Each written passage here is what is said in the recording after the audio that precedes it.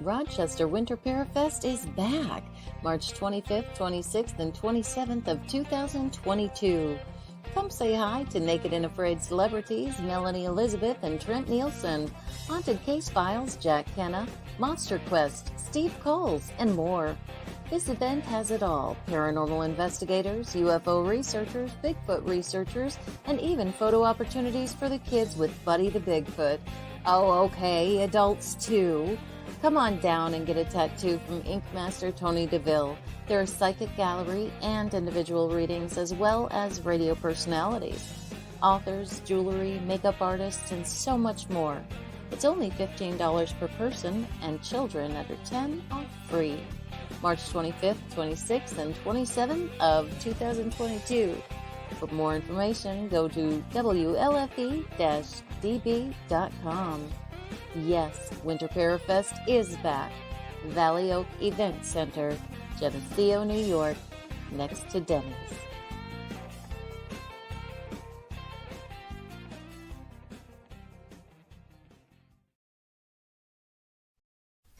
WLFE Digital Network is now on digital television. If you're into ghosts, Bigfoot, UFOs, and the creepy, then WLFE has a TV channel for you, Paranormal View. Watch all of your favorite WLFE video talk shows on one channel. Shows like Paratalkradio, Step Into the Paranormal, Skeptical Help Bar, The Creepy Parlor, and more. Looking for something else? Do you support the LGBTQ plus community? WLFE has brought all of their LGBTQ shows like Inside the Drag Closet, Everything Yet Nothing, Across the Pond, and Rainbow Soul all into one place. A new TV channel called LGBTQ Friends. The third channel is Variety Unlimited. Here you'll find a wide variety of talk shows you know and love, like Just Cindy, Card Pulls and Coffee, Real Talk with Nom, The Bipolar DM, Meet the Author, and Movie Review 5. The best part of watching these shows is that they're all available to watch at one location, one website, WLFE-DB.com.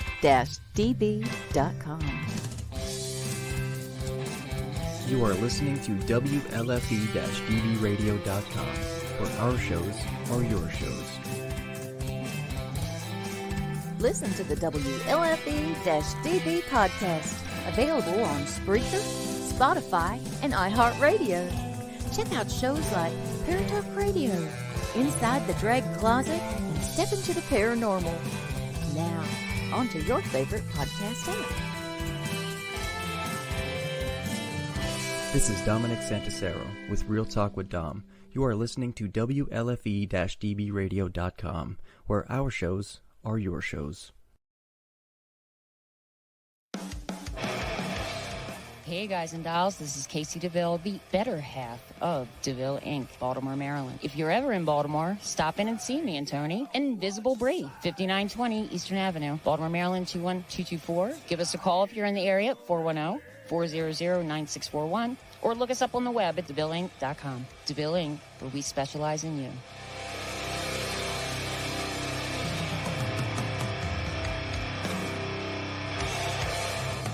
Oh, yeah.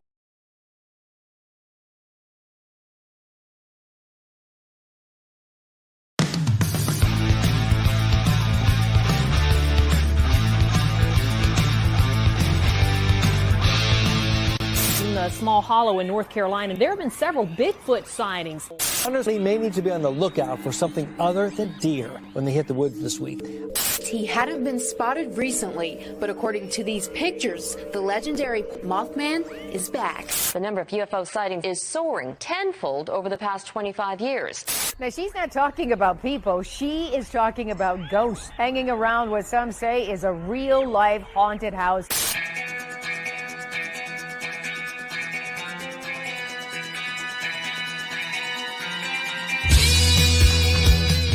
You're listening to Paratalk Radio with Ted Wolf and Psychic Cindy on Paratalkradio.com, a member of the WLFE digital broadcast family. Paratalk Radio is your one-stop for all things paranormal, the unknown, and the supernatural. Join us every Monday night at 8 p.m. Eastern, 7 p.m. Central for discussions and guests on topics such as ghosts, hauntings, Bigfoot, UFOs, and more. This broadcast is rated M for mature and is intended for listeners over 16. The topics, views, and opinions expressed on our show may not necessarily reflect the views or opinions of Paratalk Radio, our hosts, or our sponsors. Now, live from J-Wolf Production Studio in Ontario, New York, here are your hosts, Ted and Cindy. Nope, here's Ted. No Cindy. Cindy's in the background there. She'll be with us in just a second. So, guys, I'm excited about tonight. We get to talk to a couple here that we have not talked to in a long while, and we miss them. It's been well over a year since we talked to them, and to see how they're doing and all the good stuff. But, you know, before we get into that, I want to say real quick to Michelle. Hello, Barry Martz. Hello, Steve Barry. I can't see. Hello, Michelle Millens. There's a couple other too that I can't see over here on this side. But you know, all the network, we got Cindy's waving in the back room. She's in the green room waving. But yeah, she's oh hell, let's bring her up. Hi everybody. From one nut to another nut, you know? Oh, that's right. Maybe I'll turn on this light. Oh, there we go. Now I'm brighter. Woo! So, how was your week or weekend? Pretty good. Good. Pretty good. Is that too bright? That's too bright. Yeah, I guess. So, you know, hello, Chuck Tallman. Thank you for watching. Can you believe I finished my eyelashes and my dinner and got here just about when I was supposed to? Hello, Chanel. Fun. Chanel's in there too. And it's funny because Chanel just comes up as Facebook user. I don't know why. Why is that happening? I have no idea. Hello, Robert White. Robert. So yeah, there's plenty popping in right now. This is very cool. Hello, Bob. Bob Burnell. Homemade chicken fingers. What do you guys think? Yeah, well, Bob just went to get his cookies, he said. So he went to get cookies. So I started my keto. Well, not really keto. I started a new diet 2 days ago. You did? Yeah, because I got yelled at by my doctor. Well, because you're not doing what you're supposed to be doing. Yeah, I know. My A1C was a 10. What is it supposed to be? 6. For fuck's sake, Teddy. So that's crazy. Hang on 1 second. All right, she's already started with the F-bombs, folks. What are we going to do with her? Anyways, so Teddy's got to get himself healthier, so he's back on the diet. And Robert White says chickens don't use fingers. Yeah, they don't have fingers, so I don't know where that comes from. I have to get all my drinks that I've been drinking. Wow. Terrible. Dunkin' Donuts, huh? Or no, where's that? Oh my God, that's hysterical. Mine is a matcha, frozen matcha with no sugar. Mine is plain iced tea, so we're all good to go. See, mine is matcha tea. Hello, Michelle. She's like, hello, Ted and Cindy. Hello. Hi, guys. Hello. Oh my goodness. Kathleen is, give me a sec. Okay, you can get a sec. That's Kathleen Woodring here. Robert says that his A1C was in the 20s. Shame on you. What the frick? Oh my gosh, what is going on with you guys? We're men. We're men. We're men. Tight. All right, so you guys know and love them like we do. You know, it's been a year, a good year, maybe a little longer. Since we've had them on, and I just reached out quick to Maria and said, hey, we want to get you back on the show. We haven't talked to you in forever. We haven't seen you in forever. And she's like, yeah, let's do it. So, you know, I was really happy. And I got some good surprises coming up for shows in the next month for the month of June. I can't wait till we get to that month for you guys. Yay! I have reached into the bag of the unknown and pulled out some things. You couldn't have any chance, Simeon. So, all right. So let me get into this real quick. It says J. and Marie Yates are most commonly known for their frequent appearances on popular paranormal reality television shows such as, but not limited to, Ghost Adventures, Haunted Case Files, Paranormal Witness, Ghost Adventures Aftershock, and The Scariest Night of My Life. And I'm sure there's plenty of other ones.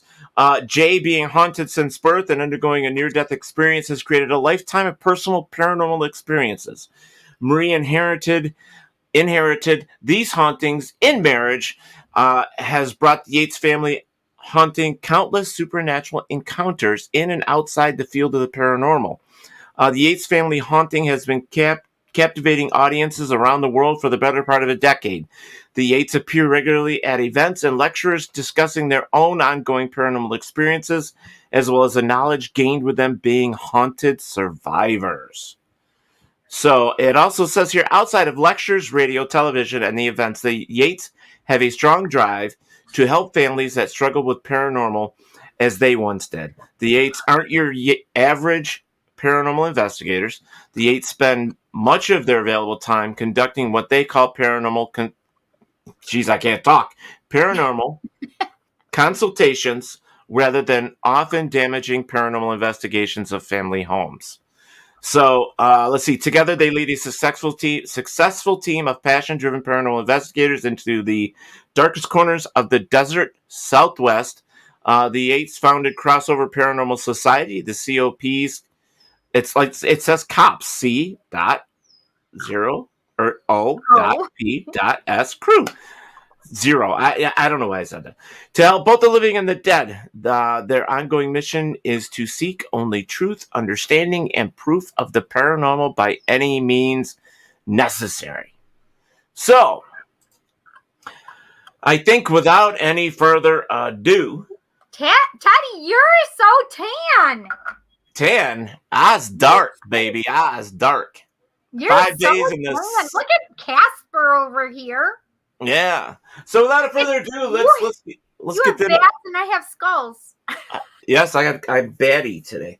All right, so let's welcome Jay and Marie Yates to the show, guys. Hi, hey, Jay. Hey, Marie. Hello. Hello. How are you guys doing? We're doing good. How are you guys doing? Yeah, we're doing all right. It's been a long time. I didn't even know how it came up. I think we were talking about you or something, and I'm like, man, I got to reach out to them and see how they're doing and get them back on here. You know, that, and I always mention to you about the Parafest. We want to get you there someday. You know, right? Absolutely. Be fun to have you up there. Be honored. Glad to be back on. Oh, yeah, it's just, we like to keep up with people we've had on the show. And you guys, when you first came on, you guys kind of struck a family nerve, I guess, with us. So we're kind of like, hey, how are they doing? Let's get them back up here and let's, chat.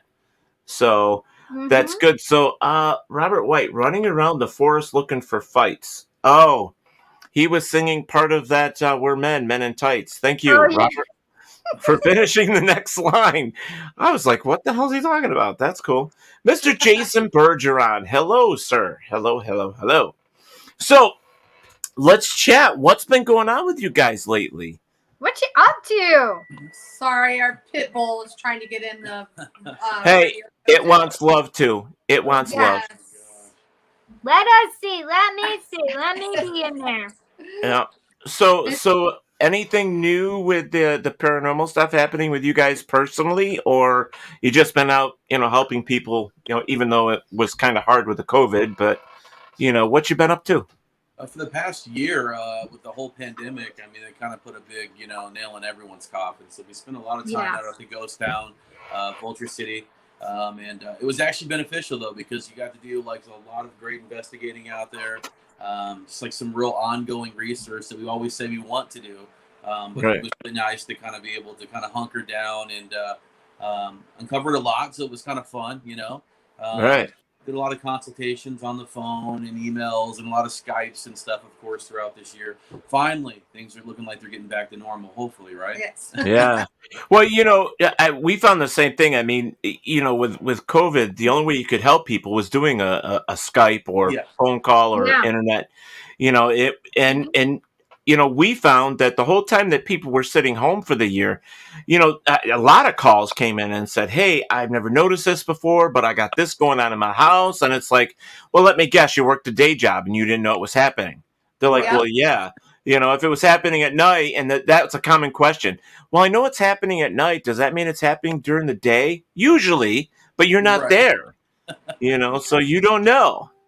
So we got a lot of really funky calls. I mean, it seemed like that there was just this burst of, people, coming out just in the past couple months saying, "Hey, I got all this going on." And it's because the year they were sitting there, they were experiencing all this stuff and they didn't know who to call or turn to.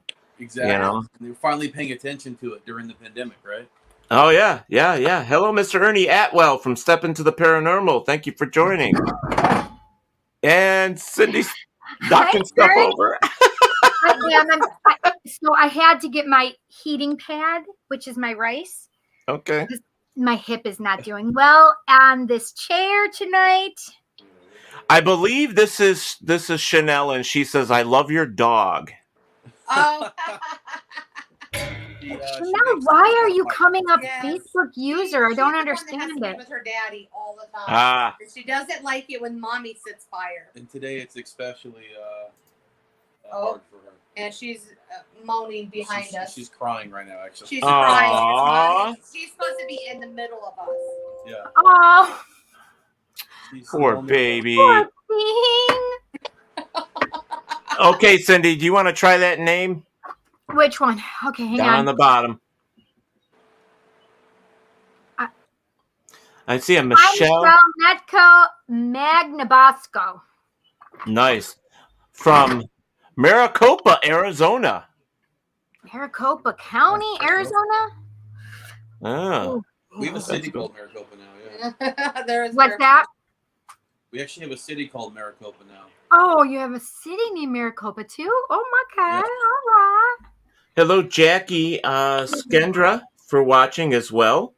I'm trying to watch two feeds because for some reason, the whole StreamYard and Facebook lately, we're not getting all of the comments from all the different pages. And we got 6 pages up of running live right now, including the TV networks, and we can't see the comments, and I don't know why. I don't know if it's something with Facebook or StreamYard. It's one of the two at this moment. So doing my best. So if you guys can hear me and I don't say hi to you, that's probably because I don't see you. So if you want your name read, you have to actually make a comment. She said Facebook hates me. Oh, nice. Oh, well, wait, did you?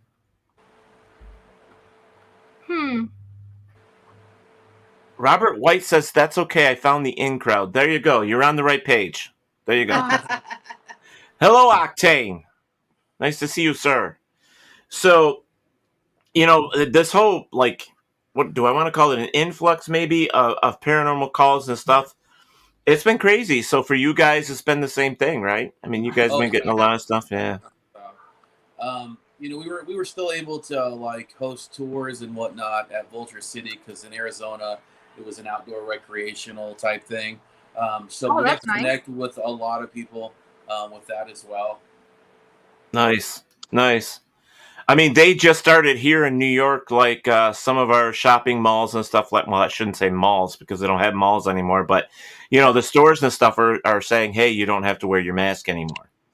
So we're getting to that point, which is really, really good. And we've been a couple of investigations as well. So, I mean. Good. Yeah. Yeah. So. I think it's Arizona. If you're vaccinated, you're able to go around and wear without your mask and stuff. So it was nice going through Walmart without my mask. I did that today. I just want to say, and maybe I'm going to be the downer here, but I've had too many people that have seen things and heard things that People are still getting sick with COVID-like things. Some of them are coming up positive for COVID after having their shot or shots. And some people are coming up negative, even though they are absolutely COVID symptoms with no taste, no smell, 105-degree temperatures, sick as a dog. So just be careful. Yeah. You guys. Well, you know what? Even before all this, I always thought it was really weird that people had to remind people to wash their hands and use sanitizer and all that. No, I come on. wasn't germophobic anyway, so come on, Marie. Haven't you ever just glad everybody started joining me, you know? So I'm like, okay. Haven't you guys ever stood in the bathroom at a public place and seen how many people just go from the stall out without washing it? Oh, yeah. Why we have to be reminded to wash our hands, because I'm the person at the sink going, that's disgusting. That's disgusting. So am I passing judgment on people? Yep, you're right. I am. You know, piss gets on your hand. Shit gets on your hand. Wash your fucking hands. That's all I got to say. Well, that was pretty point blank, I think. Oh, I think it is. But it is sad, right, Marie, that we had to tell people to do these things. Yes. Right? Well, when I put it into thought, I'm like, well, I always have been doing this, but if people really haven't been, that's really gross. So, exactly. I will say I look at everything completely different now. Even with me being a germophobic, like I am. I will not eat at a buffet place. I mean, I feel bad for those businesses, but I will never eat at a buffet probably ever again. Did that before. I never did it before, but now you guys talked me into it a couple times. That's in Vegas. That's different. But like now I'll never, and I feel bad for those businesses. I really do. It's just like, no. It is so funny because Marie looks like she has a tail. It's the dog tail. It's the dog tail just sitting there just right. And it looks like she's got a tail. Is that the dog's tail, really? Mm-hmm. Yeah, she's right here. She's squishing me like over to. That is so funny. I'm like, wait, how could that be the dog's tail? Is it like up and around? Sure, in the couch, man. She wants to be next to Daddy, but Marie says no. Oh shoot! I better plug in my computer. Let's see here. Barry Marr says, "Yep, Cindy, I see that at work too. Stall to the door. Yuck."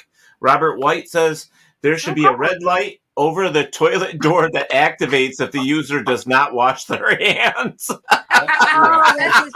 wouldn't know until they're leaving. But maybe they should do. I mean, here's the thing: porta potties. If you use those, Marie probably doesn't because of germaphobe. Porta potties, because I'm a germaphobe. They have that hand sanitizer right there on the door when you go to walk out. So, and now they actually put all those extra things that squirts water and has soap for you right outside the door as well now. So depending on where you are, but yeah. But anyways, I don't want to spend any more time on washing hands. So yeah, Yeah, Kathleen says use plenty of them in the military. Porta potties, she's talking. Okay. Listen, anybody who's gone to concerts and you have to use a porta potty, I'm sorry, at one point, because unless you're pissing yourself right there, or you haven't drank a damn thing. Oh, that was the other thing. Did you see that, Teddy? What? We have concerts that are happening at Canandaigua. Yeah, Finger Lakes is amphitheater. Yeah, the Finger Lakes is going, and so is Darien Lake. Only if you have been vaccinated. Yep, that's the only way you can go. Yep. I don't know about Darien Lake. CMAC it is. Yeah. Well, it's going to happen. Like I told everybody last week, there was on public transportation already. People are being told if you have not had your shots, you need to sit at the back of the bus. Wait, what's that? Yeah. Public transportation. If you have not had your shots, you have to sit at the back of the bus. Oh, boy. So, what? Yeah. That is very weird. Yeah, that's bullshit. It is. Bullshit. It is, but that's what places are doing. Like even where my store is, we still had to sign up because stores are able to say if you don't have your vaccination card, you have to wear a mask in the store. I'm fine with wearing my mask. I don't have a daggone problem, but you're not going to force me to get a goddamn vaccine when it has not been FDA approved, and it has, and for someone like me who is allergic to every antibiotic that's out there, no. But how do you really feel about that? That's to the vaccine. That's to the vaccine. Well, to the vaccine. Yeah. So here's the thing, guys. No matter what we say when we talk about it, it's like everybody else. We have our opinions, and we're not going to make 100% of the population do anything. So let's move on. So we're hoping the world starts doing, right? Well, we're hoping the world starts spinning the way it's supposed to. I've been seeing spinning the way it's supposed to, because that's science. Sure, Cindy, sure. Let's see. Barry Mars says the state fairgrounds concerts this summer have sections for vaccinated and non-vaccinated folks. Oh wow! The nuns have to wear a face mask. This is the funny part. Wouldn't it be funny if the nuns didn't get sick and the vaxxers did get sick? That would kind of make me chuckle. Maybe I'm just a dick. It's pretty funny, even with all the people that got vaccinated. Yeah. You have to remember, for about a year now, everybody's wearing masks. Everybody's staying social distancing. No one's going in restaurants, no nothing. So we're all not used to any kind of colds anymore. So now if we're starting to get together with people, guess what? You're going to probably start getting some colds and some extra other flus. That COVID was bad. Wait till the common cold flu. Right. Yeah. Right. Yeah. And ghosts are jumping around and having a great time because they don't have to worry about it. Yeah, true. I will tell you, they know about it because we've actually been documenting it with our research at Vulture. Yeah. They actually bring up extremely intelligent. A whole bunch of things. They say coronavirus. They've constantly say mask up. They've said mask up on quite a few different things. It's even happened at other locations that we were able to get to during. Wow. They say 6 feet apart, but where we investigated 1918 to 1910 to 1918. They had the Spanish flu, influenza, and it killed thousands of people. So, hundreds. At the time. Yeah. So. Mm-hmm. Speaking of, James Schrull just put up there, still wonder how they made it through 1918. Yeah. No kidding. 100 years later, look at us repeating. But I think it's been that way for several centuries. Because that's what they were saying. Before we got to 2020, they were like, okay, 1920 brought this, and what was it? 1820 had this, and right. Yep. Oh, James, I love your logo. Page up. This says Pizza King. Nice. Love it.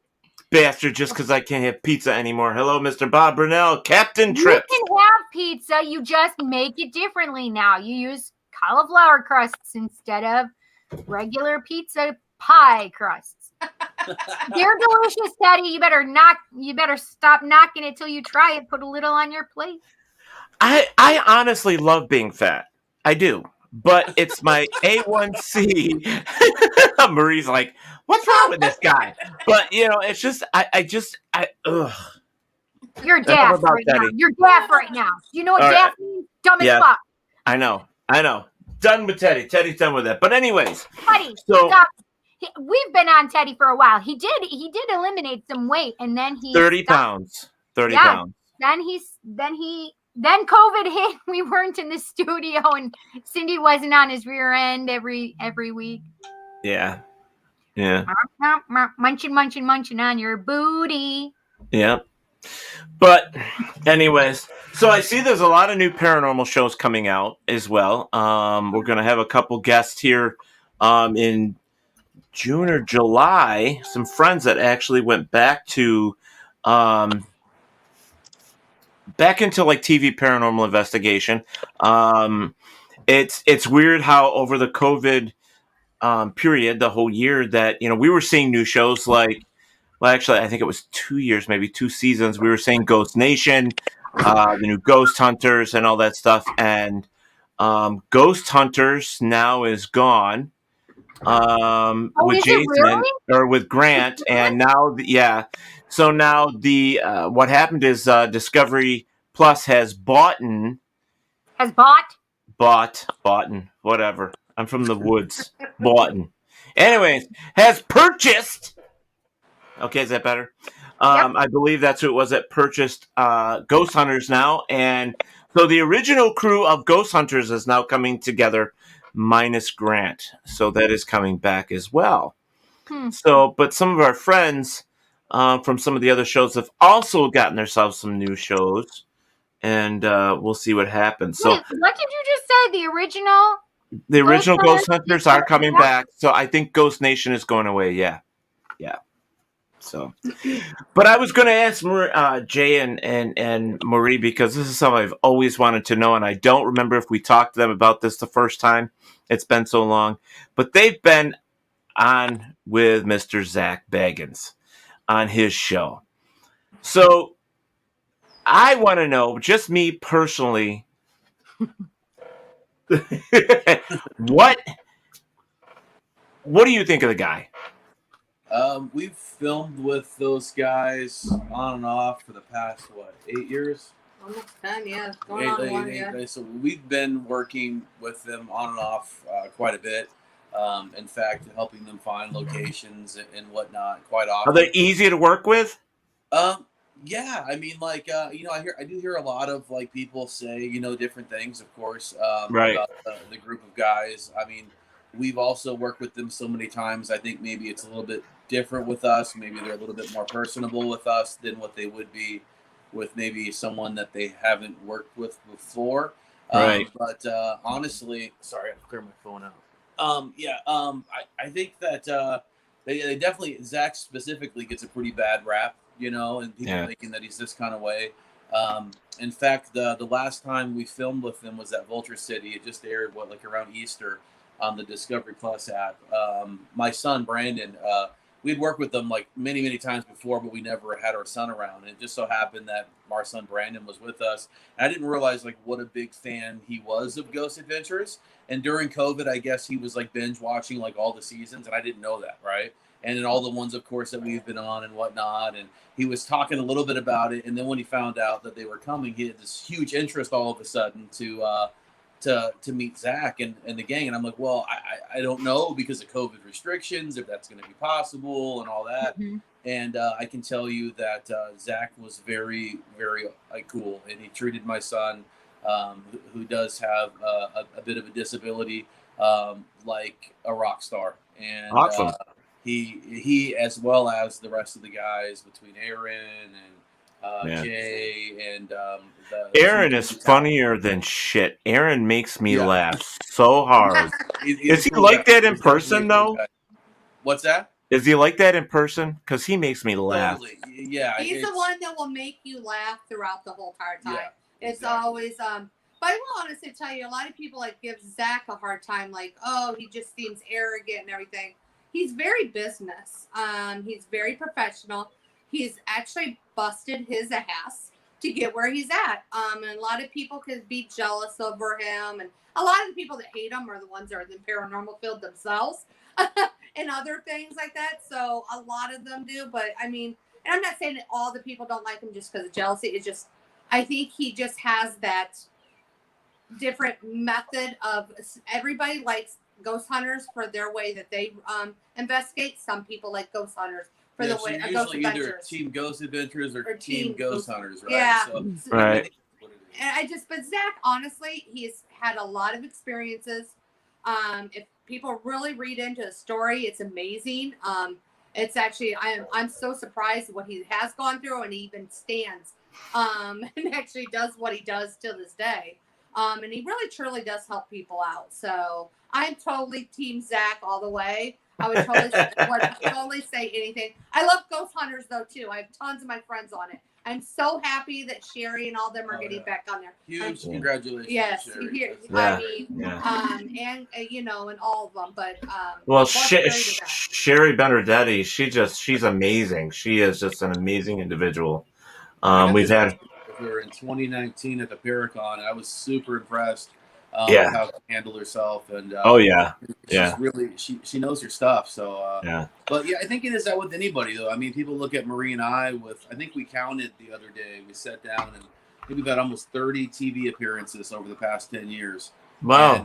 And, and when people see those, I think immediately when they meet us, they think, oh, these people are going to be a certain kind of way, Right. based upon just preconceived, notions. I mean, we're just people, Right. We're investigators. We tell our stories on a different platform, Right. and other people maybe do. So See, I myself is I sorry to interrupt, but my input on Zach is different. I mean, I don't hate the guy. I just don't like certain things that's portrayed through the show, I guess, the way it is. And I think for me, that's kind of hurting or hindering what some of us are trying to do.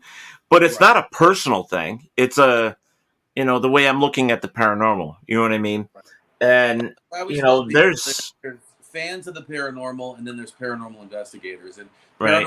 true paranormal investigators are going to look at anything on TV, and they're going to kind of be like, I don't like this, But the fans outweigh the paranormal investigators. That's why these shows keep coming and keep going, because there's so many fans of the field. And you gotta know something with us doing it. Network has the top of the thing. So even if Zach or any of them, even though who Zach is, Network gets to tell him, like, it's going to be this That's way. like with any show. It's like any show. Right. It's like, well, nope, this is going to give us ratings, so you better do it. So it's Right. But I mean, I'm actually Zach done his haunted museum. He's doing a movie thing. I mean, he's doing a lot of stuff, and it just brings out the whole, what everybody's gone through, and it really helps people, I think. So. Yeah, I think though sometimes some of the bad rap he's getting is because of what the network says, and stuff. Is like, because I like I said, I have nothing personally against him whatsoever because I don't know him, but when you turn on his show and all you see is demon, that or I'm possessed, that is an issue, because most people in the paranormal community that's been doing it for a long time understands that it's a very small percentage of that. And how does he get every case? You know what I mean? So, I have nothing against the guy. I just the one that's following him. Yeah, probably. But I have always said he's doing something right. And yes, he's probably busted his ass for it, but he's doing something that nobody else is doing. And he's managed to keep the longest running paranormal show. Ghost Adventures won't even take a location unless it is something that is dark. Yeah. So they won't even respond to a location. So, like, let's just say they've investigated 8 or 6, 7, 8. I don't know how many cases of ours, but I've given them, dozens more. But they're only wanting, dark stuff. They're only wanting that genre. So, and I think that should probably be told a little bit more. But it's just one of those things. But he's not wanting the Casper, the Friendly, the Ghost. He's wanting these darker situations, and of course the demonic hauntings sell, and they have huge ratings. So I mean, any show that I've ever been a part of in my entire life, practically, the first question they ask is, have you ever encountered anything demonic? Have you ever encountered anything that's really malicious or anything that's malignant? And well, yes, but that's a really small portion. But they'll grab those stories long before they'll grab a story. Every time we've done almost all of our shows, I constantly am getting, was it demonic? And I will honestly say, I don't know how many, over thousands of places we've investigated. And I will honestly say, 2, maybe 3, I will call it demonic. It's a very short thing. A lot of times what we talk about is a lot of people like, why does everything happen? Well, to be honest with you, this man right here has a demonic thing attached to him for his life. So that's, and I think Zach does the same thing. And I wish he would talk about it a little bit more myself, because it's a very interesting story. To be honest with you, if people read and listen to his story. Right. Well, maybe I think this. I don't know. Maybe if something like they did the life story of Zach Bagans will eventually come out, maybe that'll help. That would be cool. You know what I mean? Would be cool. I honestly wish they would do that because it would be an interesting thing that more people would actually know about Zach. So right. I mean, like, yeah. So He is a true paranormal investigator. Yes. He does have a true passion. I can tell you, he validated like an amazing amount of evidence and stuff that we've had happen to us at Vulture City over like the past 3 or 4 years. And he was able to validate it. Of course, they're using like cutting edge equipment. They got their own equipment guy that's right. using like, cutting edge stuff. They're bringing them all the newest, all the best, all the greatest. So it's a little bit easier. Jeff Conkle, I mean, he does amazing. Jeff Conkle does amazing. Well, what I think what helps, like, because he's built such an empire and that stuff, he has that money and the right people in his corner to bring all this stuff up into to make this work. And, no matter how much anybody hates the guy, I still look at him and I say, he's done something that I haven't done. Yep. He's got a TV show, longest running TV show right now in the paranormal, and he's got money. He's able to do things that nobody else is able to do in the paranormal field. Oh, yeah. So he's definitely taking it to whole other levels that, Right. I always try to say this, and it's totally two opposite people, but a lot of people hate the Kardashians. I mean, and people hate and Zach. But I'm like, to be honest with you, the Kardashians have done something big and made themselves famous and everything out of nothing. So I mean, for me, beautiful, I guess. Didn't they just have big butts or something? That was the only reason they were famous. I can't remember. I don't know. The Kardashian father was a lawyer who the Kardashian's father was one of them that was a lawyer for O.J. Simpson. So yes, he is a very famous and rich lawyer.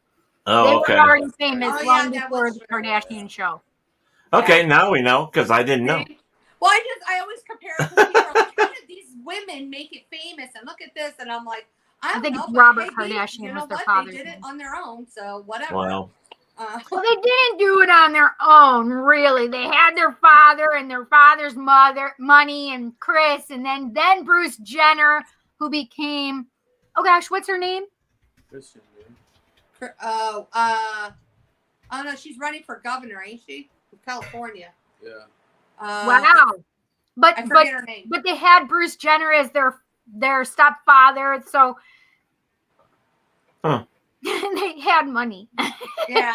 and privilege and everything else. I just think like a lot of people compare them and say something.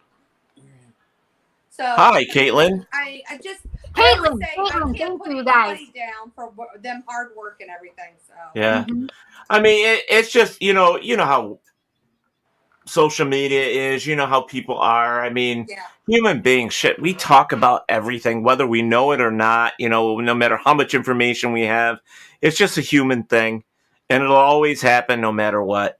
Thank you. And Caitlyn Jenner. That's what Robin Kale says. Yeah. Yeah, she's running for governor of California. Wow. Wow.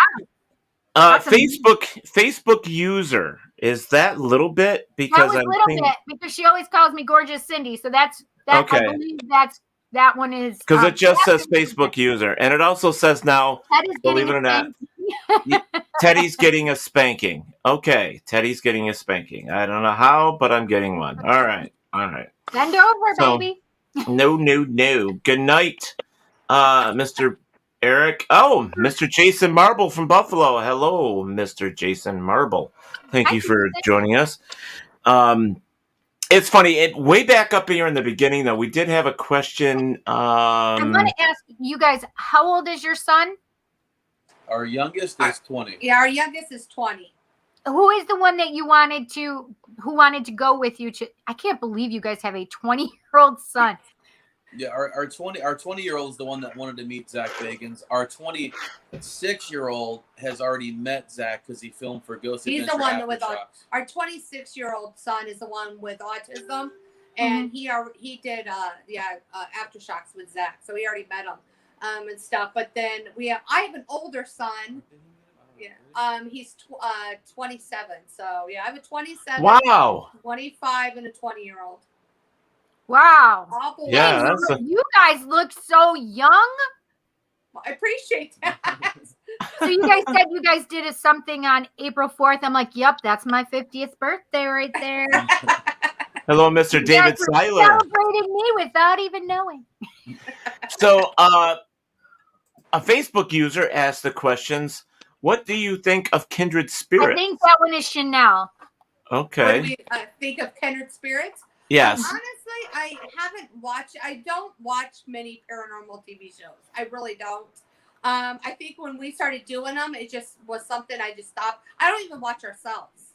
I don't. Oh, I hate it. It bothers me. And on there, I watched our son because he acted in the Ghost Brothers Lights Out one. I did watch that just so because it was his first time going and doing acting. So I was like, okay, so I watched that, but I haven't seen Kindred Spirits, I think, in honestly, first. I've never even seen an episode of Kindred Spirits. Oh, really? Not because I don't like anybody that's on it. I just don't really watch. I think only I've religiously watched since the beginning is Ghost Hunters back in the day, right? Mm-hmm. I used to watch Paranormal State back in the day, and and Ghost Adventures are like the only ones that I really have kind of, and even like, it's hard to keep up even with those. Right. The Ghost Adventures like a 25 seasons. You watch Yeah. Portals to Hell.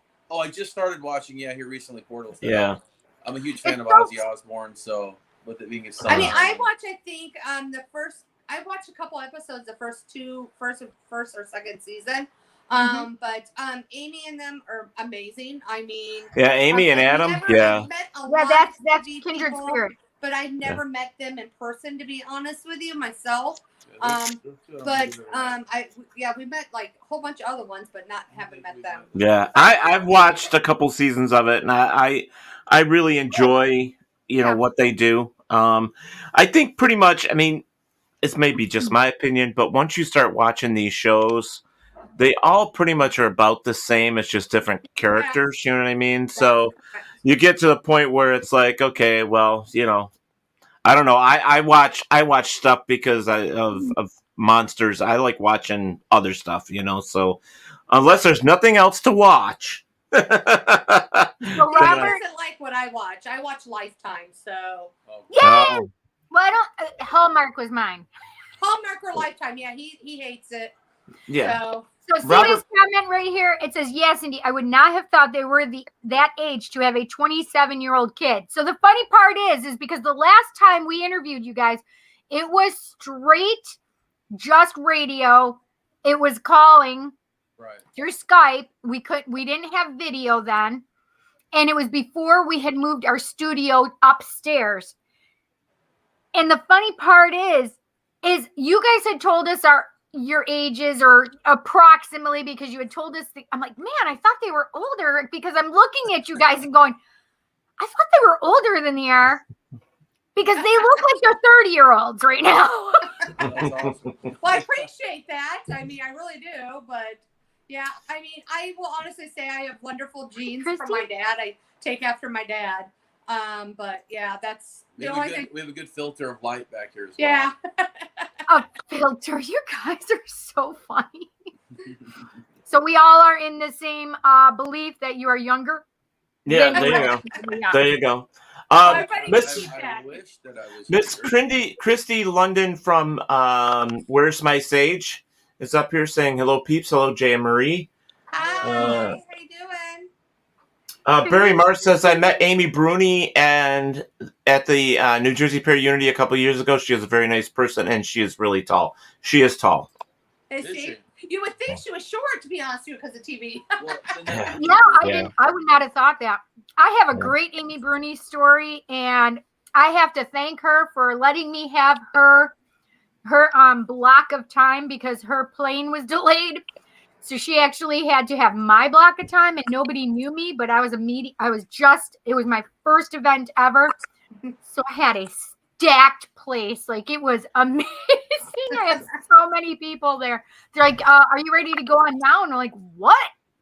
They're like, yeah, Amy Bruni's plane is delayed. I'm like, hey.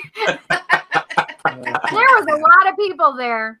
And and to this day, I still have people come up going, hey, I know you. And I'm like, you do? And they're like, yes, you were you did a thing at the Armory. And I'm like, yes, I did. James Shruel, Telephone to the Dead is great. Never I never heard of it. heard of that. I haven't heard of that. Telephone to the Dead. Oh, Jason Telephone at Vulture. and Jason Marble is correcting me. He says Pembroke, not Buffalo. LOL. Yes, right. All right. Sorry. I just knew it was over that Chris way. Moon. Oh, Chris Moon. Okay. Chris Moon has a new show that's Telephone to the Dead then? What station is that on? Like, what channel? Do you know, James? Yeah, that's cool. So, I'm so uncomfortable. but like I said, there's so many new shows and stuff going on. But you know, with all the shows and all the experimentations and all the investigations that are going on, you would think we'd get more answers than where we are, but we're still, you know, and I'll remember this to the day I die.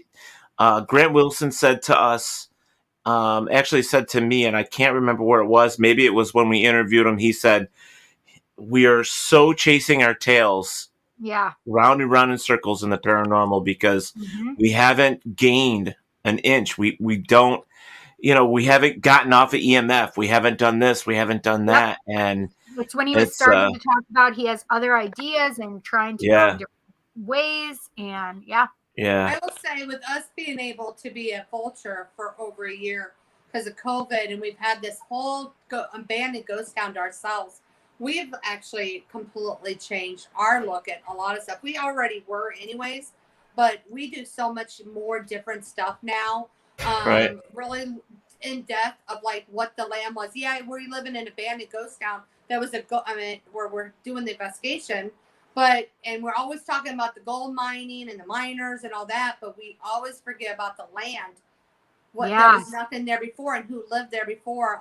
So we're really like reaching definitely into that. Ramped up our research and our data collection. And I think that like we kind of like, I think every investigator at some point in time, you get rushed and you start, you know, you're taking this case, that case, this case. And the COVID crisis really helped us to kind of slow down and really actually start taking some real notes, collecting some real data, and really looking at that over a course of an entire year. And as we were doing that, it just caused our research to go this direction, that direction, as far as looking into history and just like, you know, like. And like how it's all circle. I mean, like we didn't really do the whole UFO or Bigfoot or cryptid or anything like that, but we're realizing it's all in one little thing that it's all connected and it's all there in Vulture, and we're like, oh, wait a second. Where are you guys in Arizona? What was that? Where in Arizona are you guys? We live in west side of Phoenix, but Vulture City is like 20 minutes south of Wickenburg, Arizona. What is that place? I'm sorry that you're saying. Vulture City Ghost Town. Oh, okay. That's one place that I'd like to go see. But have you guys ever been to the to this Superstitions? Yes. Oh, we did. We did like a lot of work out there. Yeah, we used to do a lot of work there's out there. a lot of alien activity out there, and you guys, if your guys are getting it, like it's huge. I'd be careful, like seriously careful, because there are certain parts where people have disappeared and have never been seen again. And my best friend lives in Chandler, and she goes out to Superstitions all the time, and she's well versed. And there have been a couple times she's gone, and she's like, Cindy, I understand how people become missing. Like it's weird because there's a certain point, and all of a sudden you have no idea where you are. And it's just like, it's not like there was anything wrong beforehand. It's just like you've stepped into a portal and now you have no idea what's going on.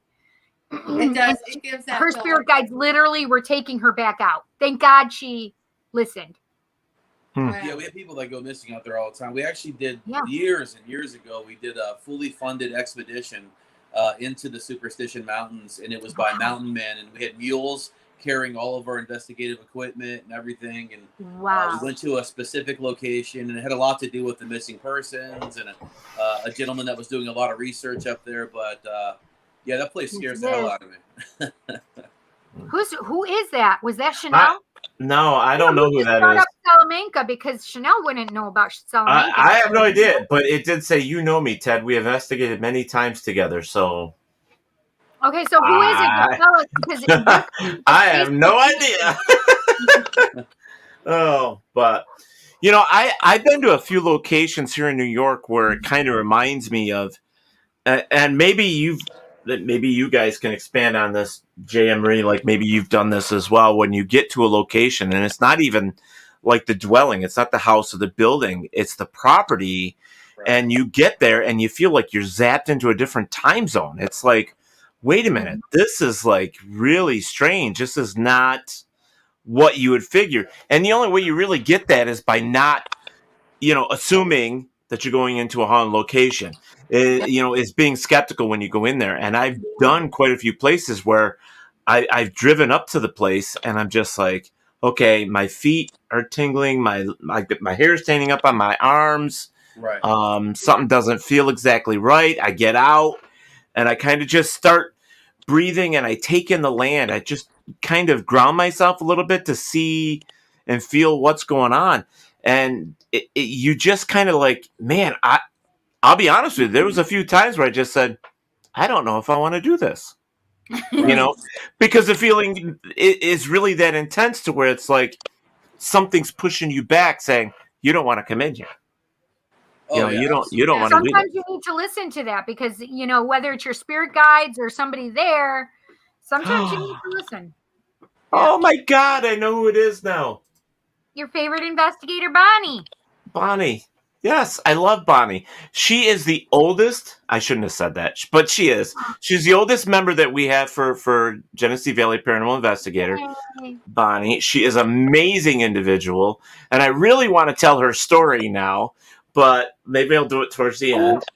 But she's bring Bonnie on and do it. Bonnie should come on sometime, honestly, because she has some amazing. She's just an amazing person. She's just amazing. I love her to death. So, but maybe we'll tell some stories later on. Barry Marsh says Wildwood Sanitarium is in Salamanca, New York, and is an interesting place to visit. I've never been there. I've heard of it. Yeah, so I've been to Salamanca for some of the Native American. Oh yeah, I've been there for that. But I mean, festivals and stuff for the what do they call it? Five Nations. Five Nations. Like the drumming, dancing, and festivals. Well, Canandaigua has a remembrance too of something like that around August or September. So, how far east have you guys come to investigate? Well, we just left Tennessee last week. Yeah. Oh wow! So we were investigating some a battlefield out there. Awesome. Kind of doing some digging around and looking at some places, and had kind of a little bit of a haunted road trip. But cool.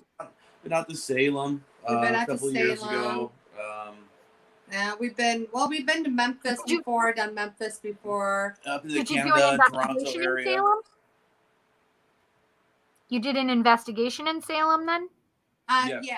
Yes. We did. Oh wow! We did a couple, and we did it with the event. They had the Salem Con.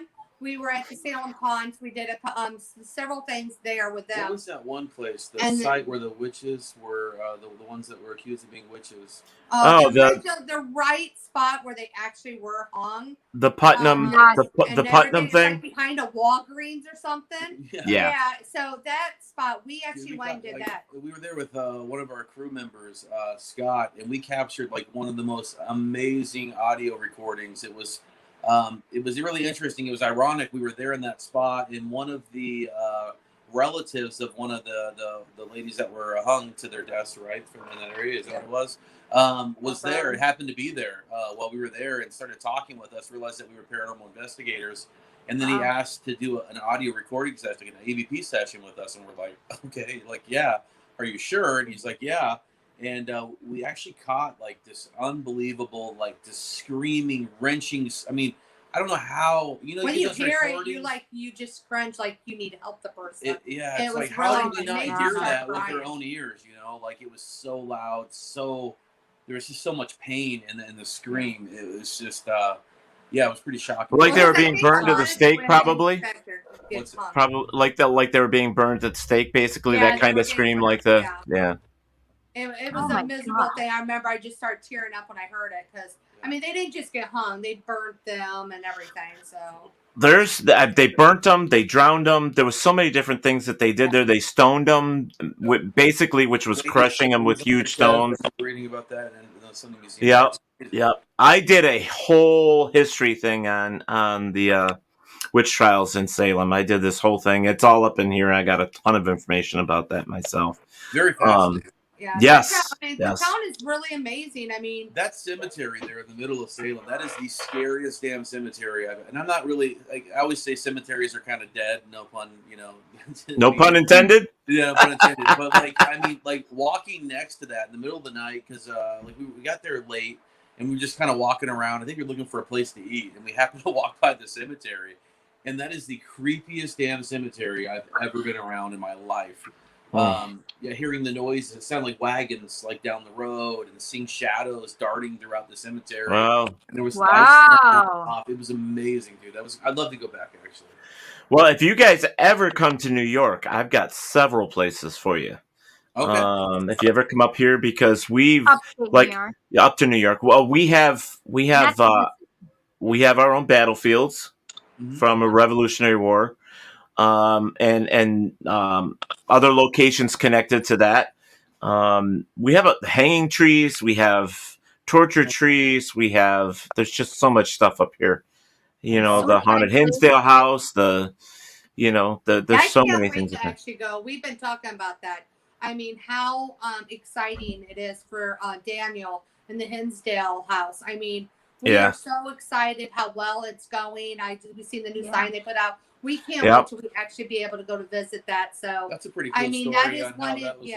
I'm very excited for Daniel and everybody in the Paranormal Phil. How he lets everybody come in there, do their own thing. He does an amazing job keeping that up. So I agree. I love class. Yeah, and now with the sign and stuff, actually getting it marketed as a research center as well. I mean, there's so many things that he has done, and it's just amazing. That guy has got such a passion and a drive. It's amazing. Barry talks about that right here and says Daniel Class is associated with Wildwood Sanitarium, and he had a huge impact on getting the roof replaced there. Yeah, I mean. It's pretty amazing because he worked with Wildwood before he got his haunted Hinsdale house. Now, I've heard of this place as well, the Iron Island Museum in Buffalo. I've heard of this as well, Barry. I've never been there. It's one I've always wanted to go to. In fact, I know a team that has I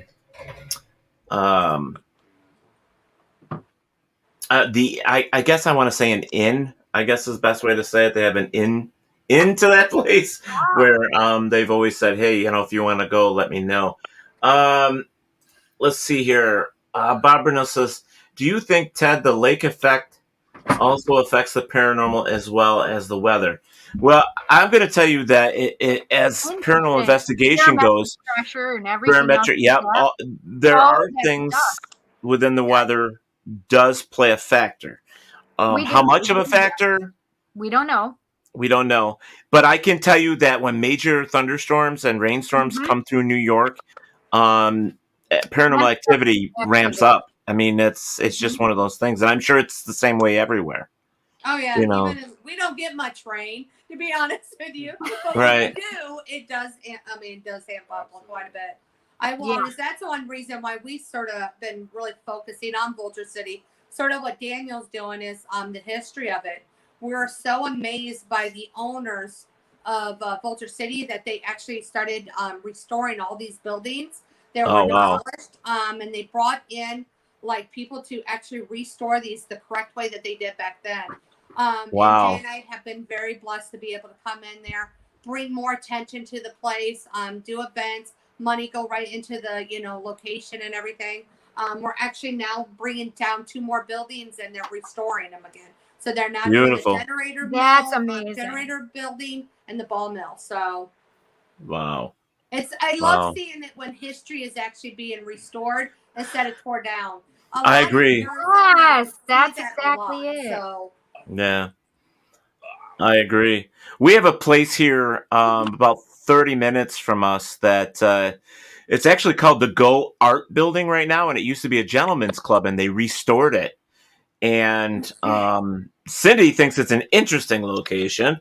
I love that. I do too. It's a beautiful place. I can tell you, we did an investigation there, and as we were packing up to leave, And we did our show there too. right, we did our show there. But as the investigation goes, and we were packing up, it's so weird what happens sometimes when you're investigating, and then there's nothing the whole time you investigate, but we were packing up and getting ready to leave, and as that was happening, you heard this running down this hallway right in front of us, and a door open and slam shut. And it's like, I'm peeking around things. Look, it's like, what?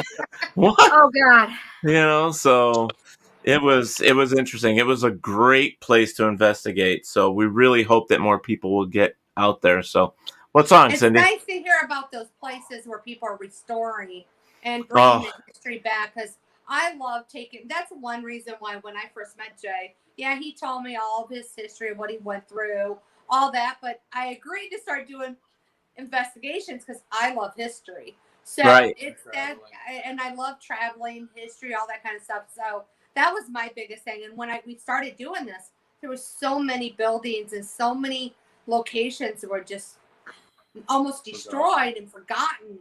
And now with the paranormal field, it's a blessing that so many are starting to be restored and brought back.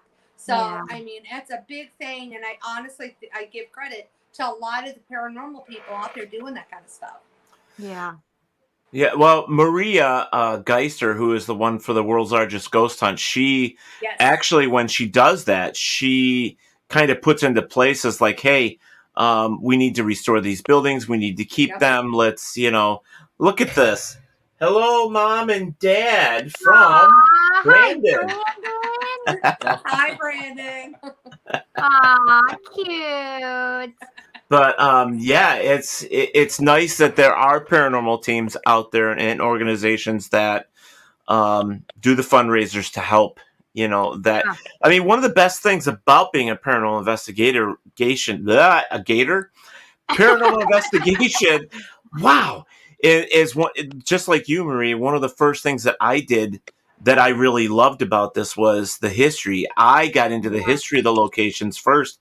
And actually, Cindy and I have talked about this on a lot of occasions where if we had the money, we'd be in London right now. We'd be over there because, it's just, there's so much over there. Ireland, Scotland, the amount of places that they have that are haunted, and then just to 700 years old. Come on. Yeah, just to place your hand on the building to say this wall is weathered 700 years.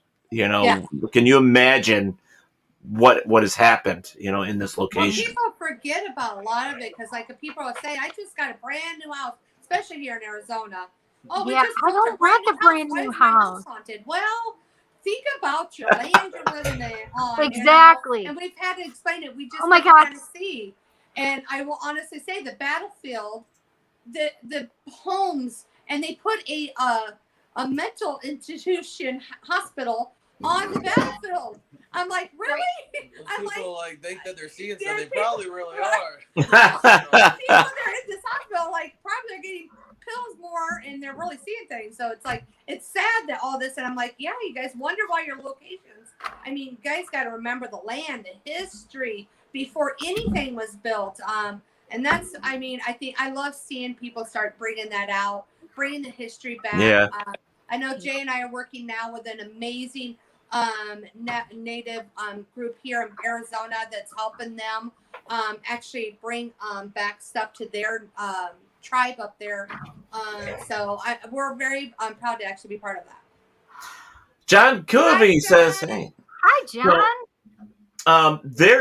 What gets me is people, especially building new houses and up here, they're doing a lot of that as well. Cause New York is just, there's a lot of people that move into New York.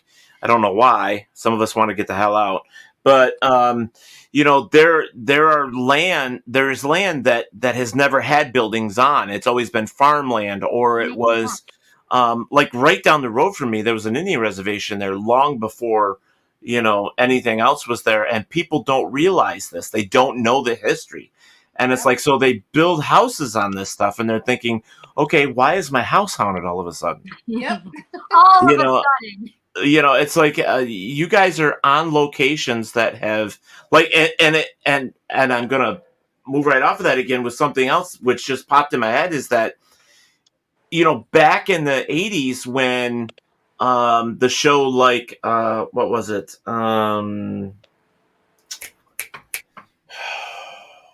Are you guys going to be at the bash? Are you guys going to be at the Gettysburg Bash? Not this year, but next year we will be. Oh, good. Yes, I've Battlefield already Bash. talked to her. Yeah, we love that play. That's an amazing event. That really is. everybody, if they can donate, even time, money, anything, it's an amazing event to actually donate to. Right. It is. But next year we will for sure be there, but not this year. No. well, as what I was saying was I can't remember the name of the movies, but there was like 3 of them, but Close Encounters. no, it was a ghost show, paranormal show. But anyways, it actually happened where people, this land came up for sale because of the state or whatever, and there was a cemetery. They built a house on the cemetery. They never moved the graves. Poltergeist. And Poltergeist, yes, thank you.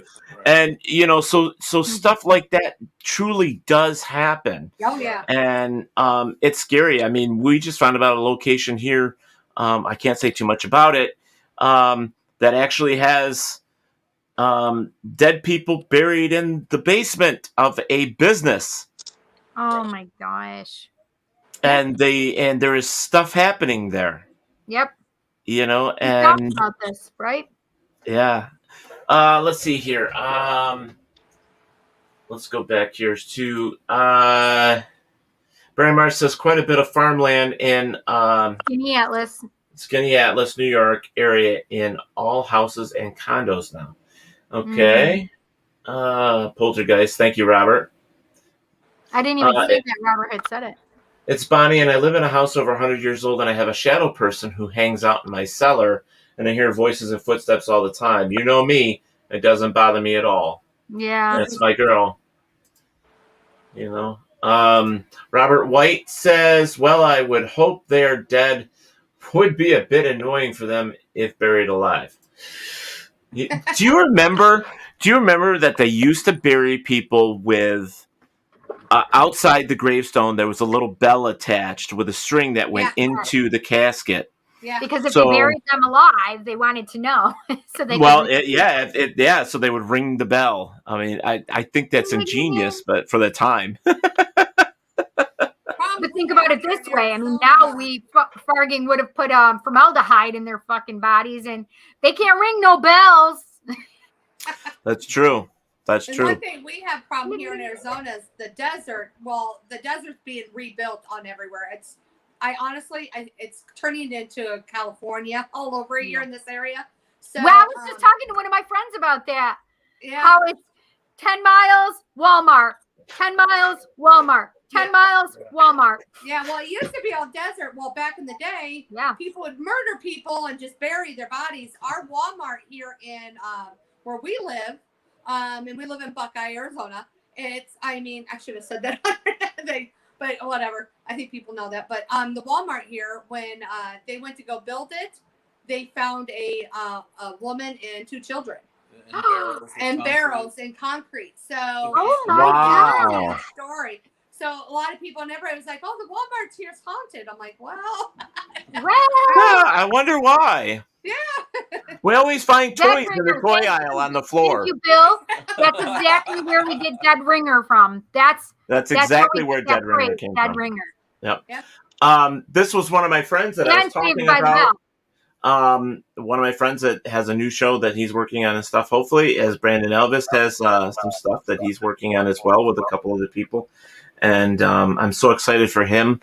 I probably shouldn't have said anything, though. But Barry Mars says, welcome to Wally World. Exactly.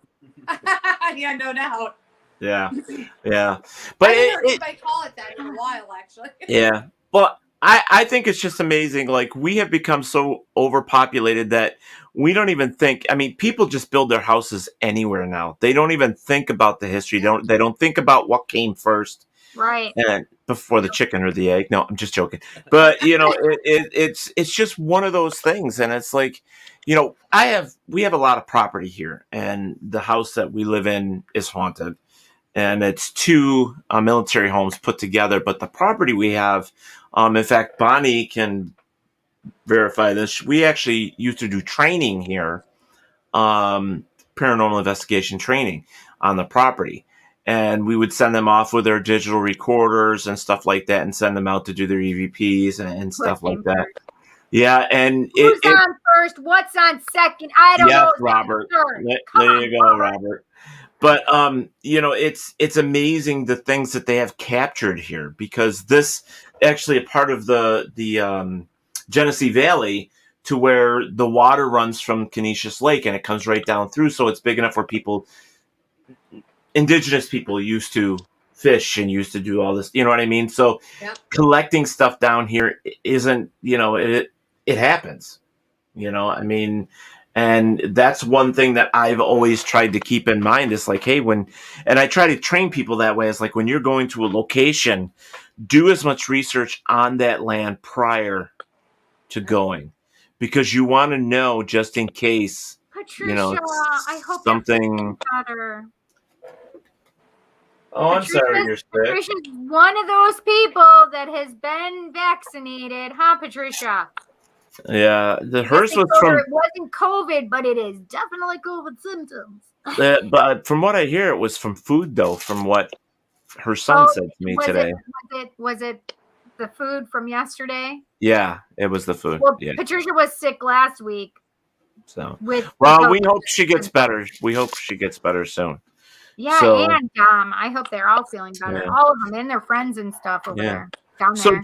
So Jay, this one goes to you. It's like, so how have things been with your life of being haunted? How are things? I mean, are you still good to go? I mean, well, I don't know how to put it other than the fact is that we know he was haunted. Are you okay? Yeah, are you okay? I mean. No, I mean, it continues. I mean, it's just something that. And, so you're going to have to explain, because there are a lot of people that don't know, or they haven't heard your backstory. Yeah. I'm sorry. I should have said that first. My apologies. My apologies. So if you can give them a little bit of a backstory to catch them up, and then let them know how you're doing now. Right. Okay. So for myself, I've been haunted since birth is how only I could really describe it. Going back as far as I can remember, I would see spirit. So for me, what that looked like would be, I would see children the way they appeared at the moments of death. So that could be car accident, drowning, fire, shooting, whatever. They would appear to me as the way they looked upon the moments of death. So as a very young child, obviously that was quite terrifying. We didn't have all these amazing paranormal television shows to really turn on to, okay, I'm not going crazy, or to kind of understand some of it. What I saw, they were very nonverbal. So I would say it was very visual, obviously very terrifying. I spent a lot of my life just in fear of being alone, because that's when these things would happen. I was psychologically evaluated from the ages of 5 all the way up to the ages of 14 years old. And then again, after I started with the sheriff's office in 2005. The psychiatrist as a child, what they would tell me would be that, tell my parents, would be that he's either really seeing these things, or he believes he's seeing these things. So something seems to be happening to him that we can't explain. So with that being said, I had a pretty good supportive mother and grandmother that kind of didn't dismiss it for me, but they also couldn't provide me a lot of answers. I really looked up to, at a very young age, people like Ed and Lorraine Warren. They would have those Dateline 2020 type shows on the news, and I'd record them on VHS, and I would rewatch them over and over and over again until the tapes would break. I'd clip out little articles that they would talk about hauntings and ghosts, because it made me feel normal. So as I got older, on August 13th of 1999, I had a near-death experience. I saw what I believe the other side, and was a spirit for a moment, or a ghost rather. I managed to come back. And with that, I got into ministry earlier on. I got kicked out of the church because of my beliefs in both angels, demons, spirits. Even though that sounds kind of ridiculous, I did. I was kind of lost, didn't know where to go with all this. Started investigating the supernatural probably about in the late 1990s. I wasn't using good practices and how I would get into locations back then. But obviously that's changed. I met Marie in the early 2000s and pretty much screwed up her entire life after that and introduced her to the hauntings. So I've definitely experienced paranormal phenomenon my entire life. I continue to experience it today. You get used to a lot of it, right? And you've learned to kind of deal and control some of it. Some of the darker stuff, the more malignant, the more demonic side of things is something that is always going to be there with me. It's something that I've just come to accept. Instead of running from them, like I said, I just started chasing them as an investigator and hunter, right? So I say most of my passion these days is helping families, mentoring new investigators coming into this field. Yeah, I'm still experiencing hauntings today within my own life, in my own personal life. It is at times terrifying. Marie, she knows full well. I've been woken up several times at night. Seeing things, experiencing things. It's interesting. It kind of goes like in waves, So right now things are kind of okay, right? That could change tomorrow, where things could turn very, very dark.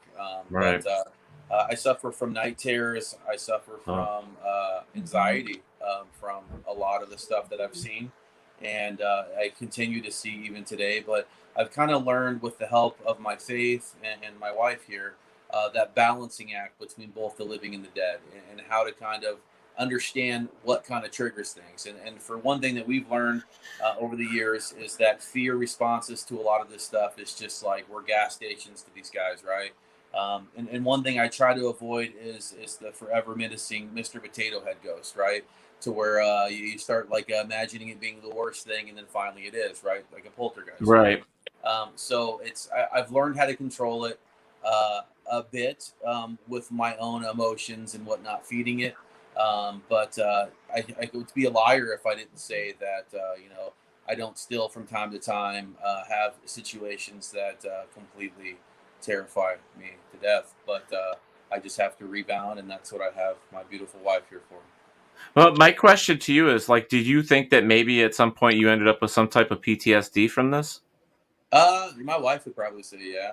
Yes. Yeah, I mean, definitely, probably that, and then with law enforcement, him working law enforcement and all that. So I might officially be crazy now. When we go to a restaurant, I know where he has to sit. He cannot sit. That's the law enforcement. That has to be in a spot where no one else can walk behind him.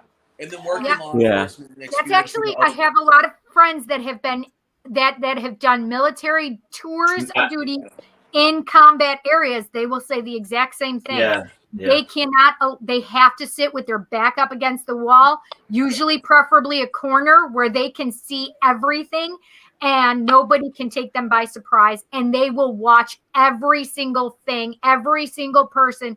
You could probably, if I would give a good guesstimate, could probably surmise the whole crowd and be able to tell things. Okay, they're doing this, they're doing that.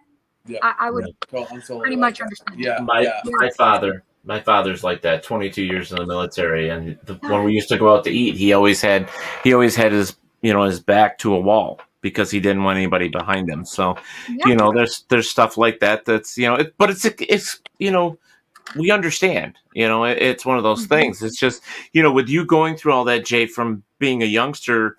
I would have to think there's some things that just don't settle with you. I can't imagine being a psychic medium. I can't imagine seeing dead people the way you see dead people or have seen dead people.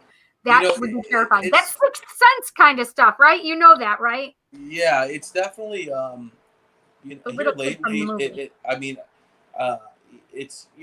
see stuff pretty clearly for the most part. Sometimes, of course, I see the shadows, or I'll see silhouettes, or I'll see patterns, which tell me a story. I don't claim to be like a psychic or a medium or any of this shit. I mean, like, it is what it is, man. There's too much like liability and too much expectation if I started saying Right. That dog is loving it right now. Maria's giving that dog the attention.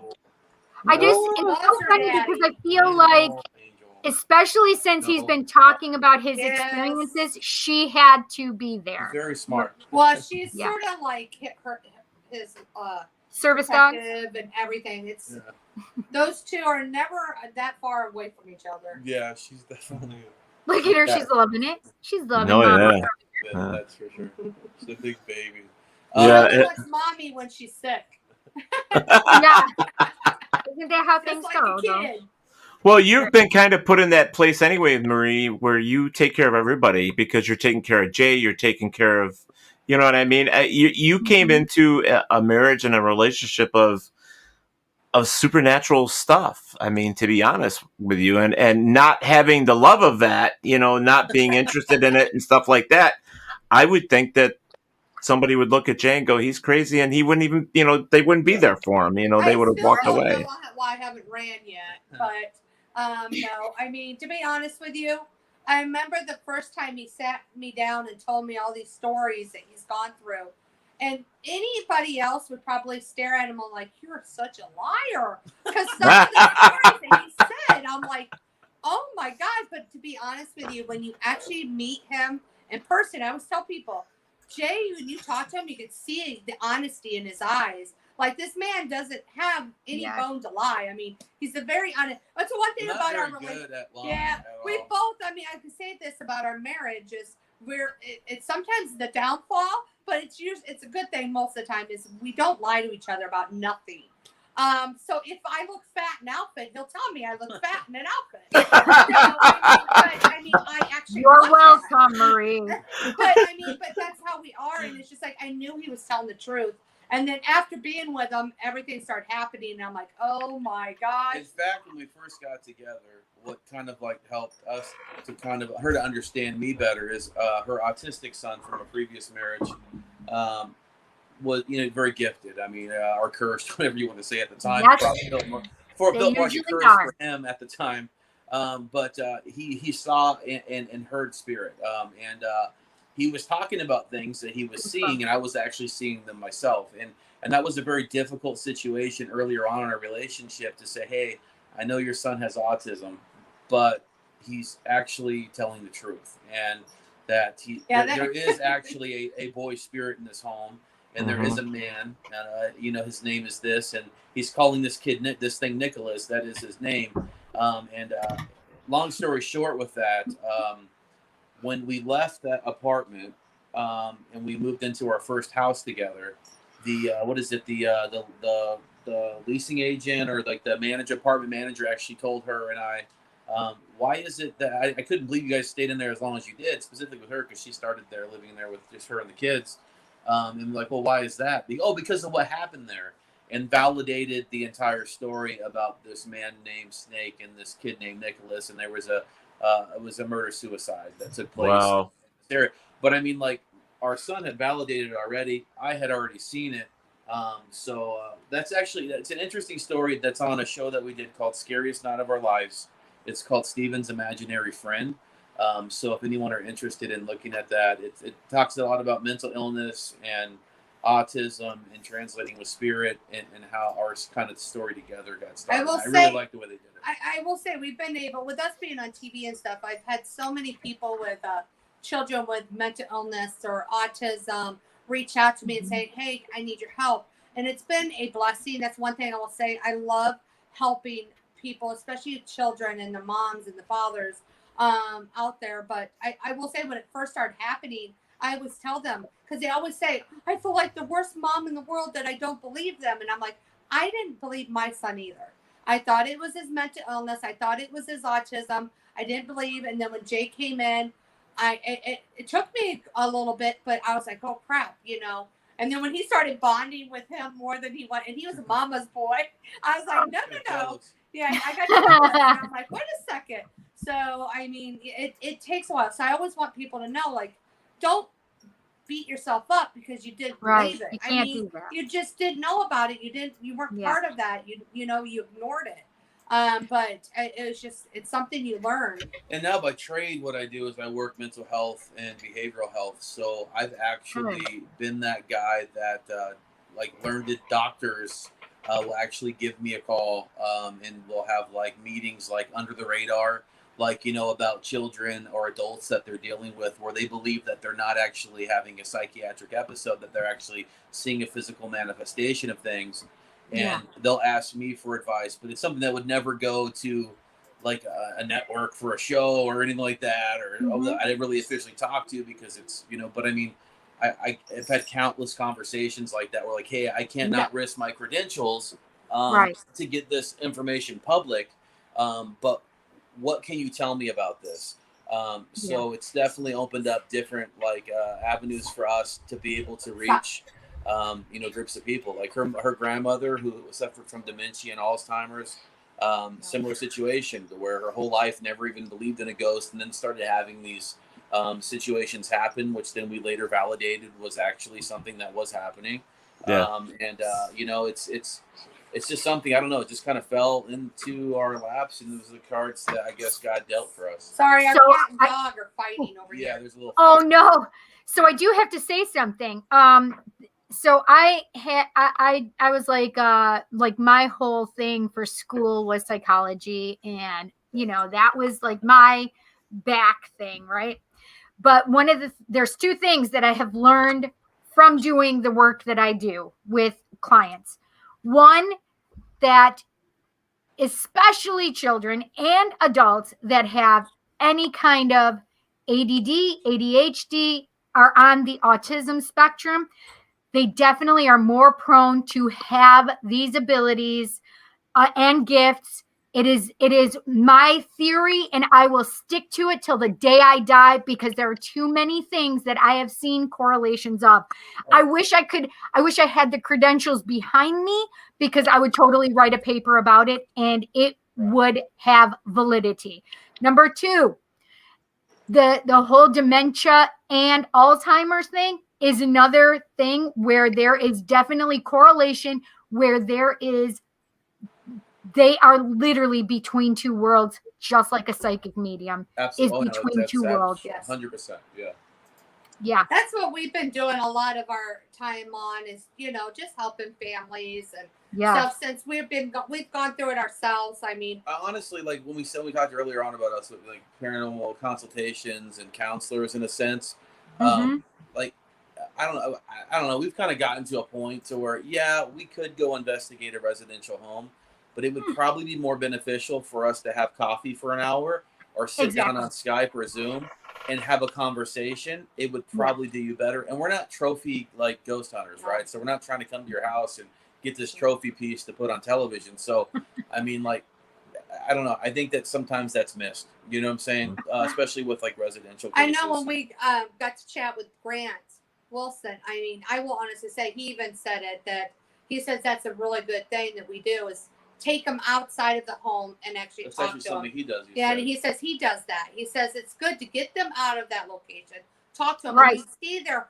because when you're at that location with them, their heart rate is so high. If you actually exactly, I was going to say the anxiety. Away from it, like it's calming them down. You're talking to them.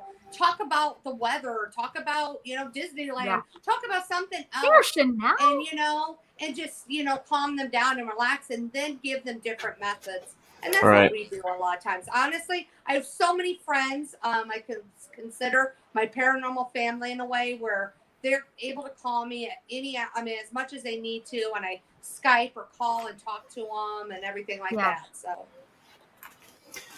Yeah, I really think that that's one of those things that everybody investigates different. And, if you take that little extra step, and do something like that, it does help them. I mean, this is the whole point when somebody calls you and says, hey, I have an issue, I have a problem, I have something going on. I'll be honest with you, I've never done that, but that's an amazing technique that would help calm them down to where you could probably get some more information that you probably wouldn't have gotten if you were in their own home talking to them, because they're the anxiety and all that stuff that's happening. So, that's just another step forward of saying, hey, we care. And that's a great, and that's something I may have to add to our little thing as well. I mean, Cindy and I did one not too long ago. We actually sat in the home with them, sat at the table for a good while and just talked, talked, and it was a good feeling. That there's more evidence to be captured. And this is the biggest problem I see with investigators these days, especially like this newer generation that are, the YouTube channels first, the t-shirts are second, the website's third, and then they try to figure out how to investigate later. I mean, like, they go in like in this tactical SWAT team and shit into these places. Like, they're going to freaking like subdue a perp, like in the hallway. And like, I've had better evidence and better outcomes on investigations by doing what you just said, is forgetting the fact that we're investigating. And forgetting the fact that we're researching, and to sit down and have a conversation. Because a lot of times when you're shotgunning these questions, these ghosts or spirits or whatever it is, like they don't want to. I mean, ghosts are people too. Like that shit's annoying. That's right. You know what I mean? Like, and I get annoyed by it. So I'd imagine that a lot of but if you just sit down, have a regular conversation, that's when that normalcy comes back to that home or that location, and that's when these things start to interact a whole lot more. And put all your toys up and just talk, man. Yeah. Could you imagine? Let's just think about it this way. Could you imagine a perfect stranger coming into your house and verbally assaulting you, engaging you, trying to piss you off, getting in your face? Could you imagine that? Right. Okay, just because I'm dead, that's exactly what you're doing. Yep. Yeah. Right? I mean, that's how we have to think about it. And it just really frustrates me because I know it sounds crazy, ludicrous, but when I watch a TV show, especially a paranormal TV show or anything like having to do with people that have passed on, especially a paranormal show where they are provoking like so much. I mean, like, would you go into a human being's home and start doing that? No, you would have the police called on you. Yeah. And I don't understand why it's okay to do it. Right.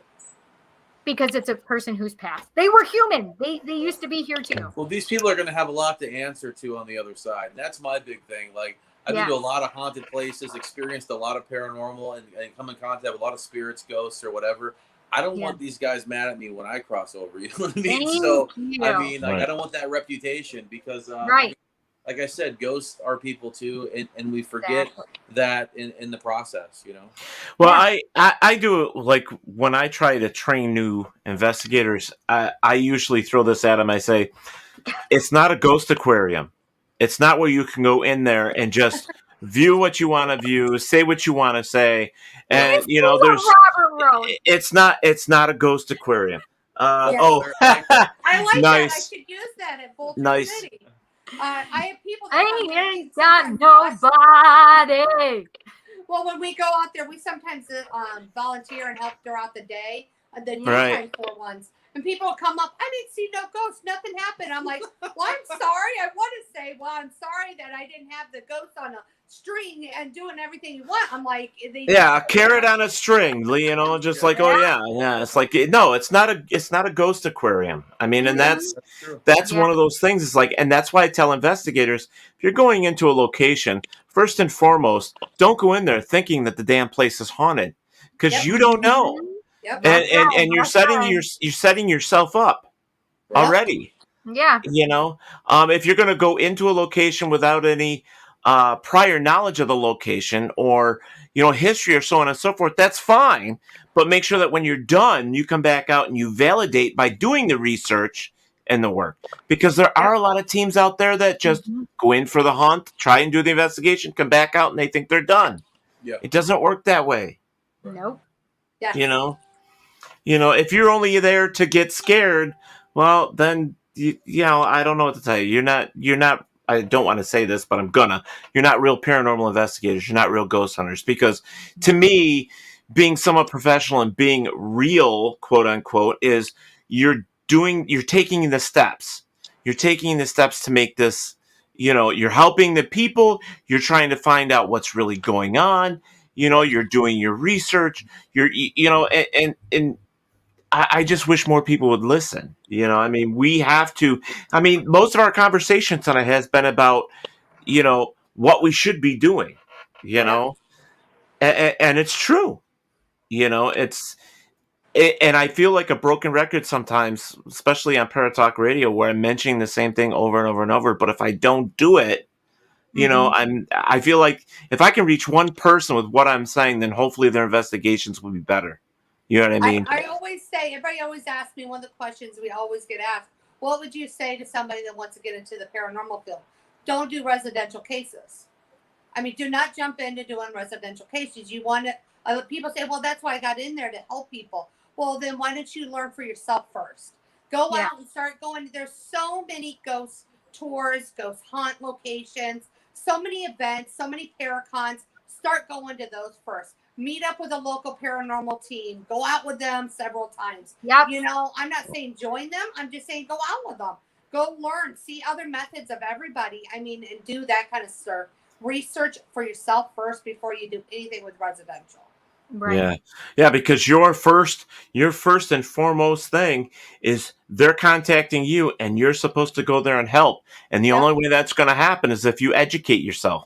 So that's why with training, like for me, training is very, very, very important. It's number one.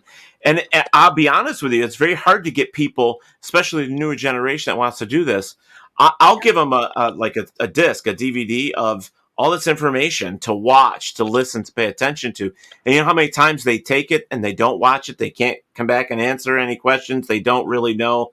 And so you feel like you're always, moving forward 2 steps, but then taking a step back because they're not doing the work that you did. It's almost like there's nobody as good as me. You know what I mean? It's good. You actually think this. It's like, why can't all these other people do what I'm doing? Why can't they just think about this first before they jump right in? It's weird because my husband and I were raising one of those new generation kids, and they honestly, I call him a snowflake because he melts under pressure. I mean, a lot of his friends do. I call them snowflakes. I'm like, you new generation, you just melt under any kind of pressure, and you think, oh, I'm done, I can't do it anymore. But I mean, so I call them snowflakes. But I mean, and my own son is like that. But I will say they give up and they know it all. They know everything. They do not want to take any advice. They know it all. You watch the YouTube video and now I'm a paranormal investigator. And that's how they look at it. And I'm like, wait. No. Actually, that happened recently with our 20-year-old son. Is he all of a sudden he was like, he came to us, or to me, he was talking to me. Oh, I'm a paranormal investigator, Dad. And I'm like, oh, really? Are you? Well, what makes you a paranormal investigator? You and Mom? And I'm like, no. No, that's not how it works, honey. No. So, I mean, and we've definitely, like, at the age of 14, he got in trouble. Actually, I got in trouble. We were doing an event at a big factory that's haunted. And he was supposed to be just there kind of, like, helping out a little bit, not really ghost hunting. And he had gotten, like... No, he wasn't allowed to ghost hunt at all. He wasn't allowed to ghost hunt at all. She said that, at least. And he ended up, I found him in a dark corner in the basement with an audio recorder and an EMF detector. And he was like talking to himself, I thought. And when I walked up on him, I realized he was doing an EVP session. And I'm like, if your mom finds out about this, you know that I'm going to be the one that gets in trouble. And he's like, well, you showed me how to do it. And I'm like, I don't know when I showed you how to do that because you're not supposed to anyway with Dad. I see you. You do TV. And I go out to these events and I know how to do it. And then Mom finally, after she got done yelling at me for like 2 days, decided to finally start letting him, come out with us slowly. It comes to a lot of the events that we host and whatnot. And really like, getting his feet wet with stuff. But we're harder on him than we are anyway. Yes. So. I mean, to be honest with you, I know what we do. I didn't want my kids to feel pressure that they had to be part of it. My oldest son looks at us like we're crazy. My 27-year-old, like, nope, nothing to do with us. He's proud of us. He's like, oh, Mom, love you guys. Love, all that kind of stuff. One of our biggest fans, but nope, we'll have nothing to do with it. Our autistic son, he has abilities, but my youngest, it was really hard. He wants to be just like Dad. So I didn't want him to be around Dad every aspect of Dad's life on stuff. So I try to keep him away because I wanted him to be him instead of Dad. So even though it would be a good thing, I'm glad that our son is like you. So I with family, for me, it's like being around this like 36 years now. It's like with my family, it's like they'll constantly ask me questions, or I'll get a phone call. Hey, can you come to my house? I got this going on. And then the younger kids, like the teens and stuff like that, will come in. It's like, I'm really interested in this. Can you train me? Can you show me how to do this stuff? And it's like, get permission from your mom and dad, you know, and if they allow it, then I will show you some stuff, and then we'll bring you into this slowly. You know, I mean, education is important for me when it comes to paranormal investigation. So that's like the first place that I send them is like, this is how I started out. I did all the research and I educated myself. So that meant book, newspaper clippings, watching TV, you know, as in like In Search Of, or, you know, all these different things. I mean, but today they have so much more that they could look at, you know, than when I started out. And, you know, we had Hans Holzer, you know, when I, you know, I mean, that's what I had. So there's so many things that we can teach them today. And real quick, it kind of blew me away, as in like upset blew me away. But I had a person that was with me for, I don't know, probably did a half a dozen investigations, and we went to a location. We were there probably 2 hours. And this person comes up to me and says, well, I don't even know why we're here. There's nothing here. I can tell you right now, there's nothing here. Okay, the investigation isn't over with. How do you know this? Well, come on, nothing's happened. We haven't seen or heard anything. Blah, blah. I'm like, that doesn't mean that there's nothing here. Ghosts don't come out on command. They don't, you know what I mean? It's one of those things. You have to finish the investigation. If we've caught something, great. If not, we go back.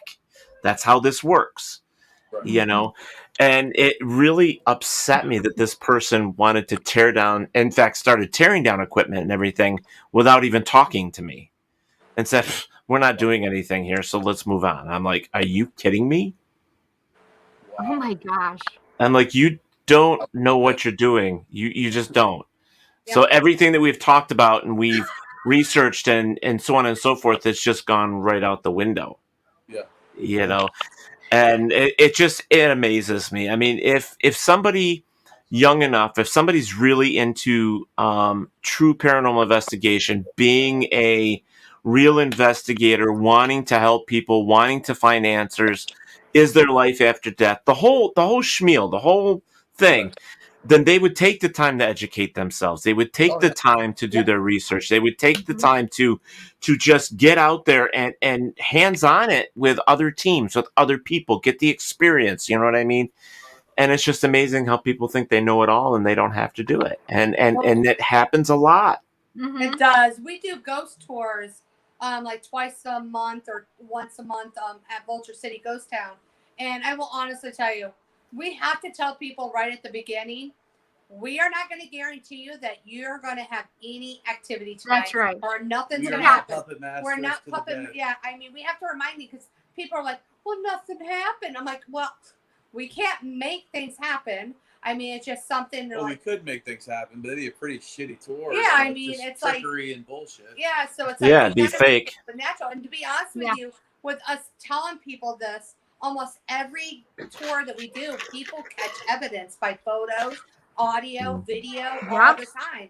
And it's because we tell people. We change their expectation immediately, and when that expectation's not there, we literally do probably once, almost every tour, I'll get a photograph piece at least, or an audio piece, or a short video clip of like a partial body apparition, or a shadow figure passing. I mean, it's like clockwork. But I mean, again, this is a fucking 30 acre, 16 buildings, giant property with, you know. So listen, next time I come to Arizona, I'm gonna take my bestie and we're gonna come with you guys to Vulture City. And so I'm supposed to be there in September in Arizona.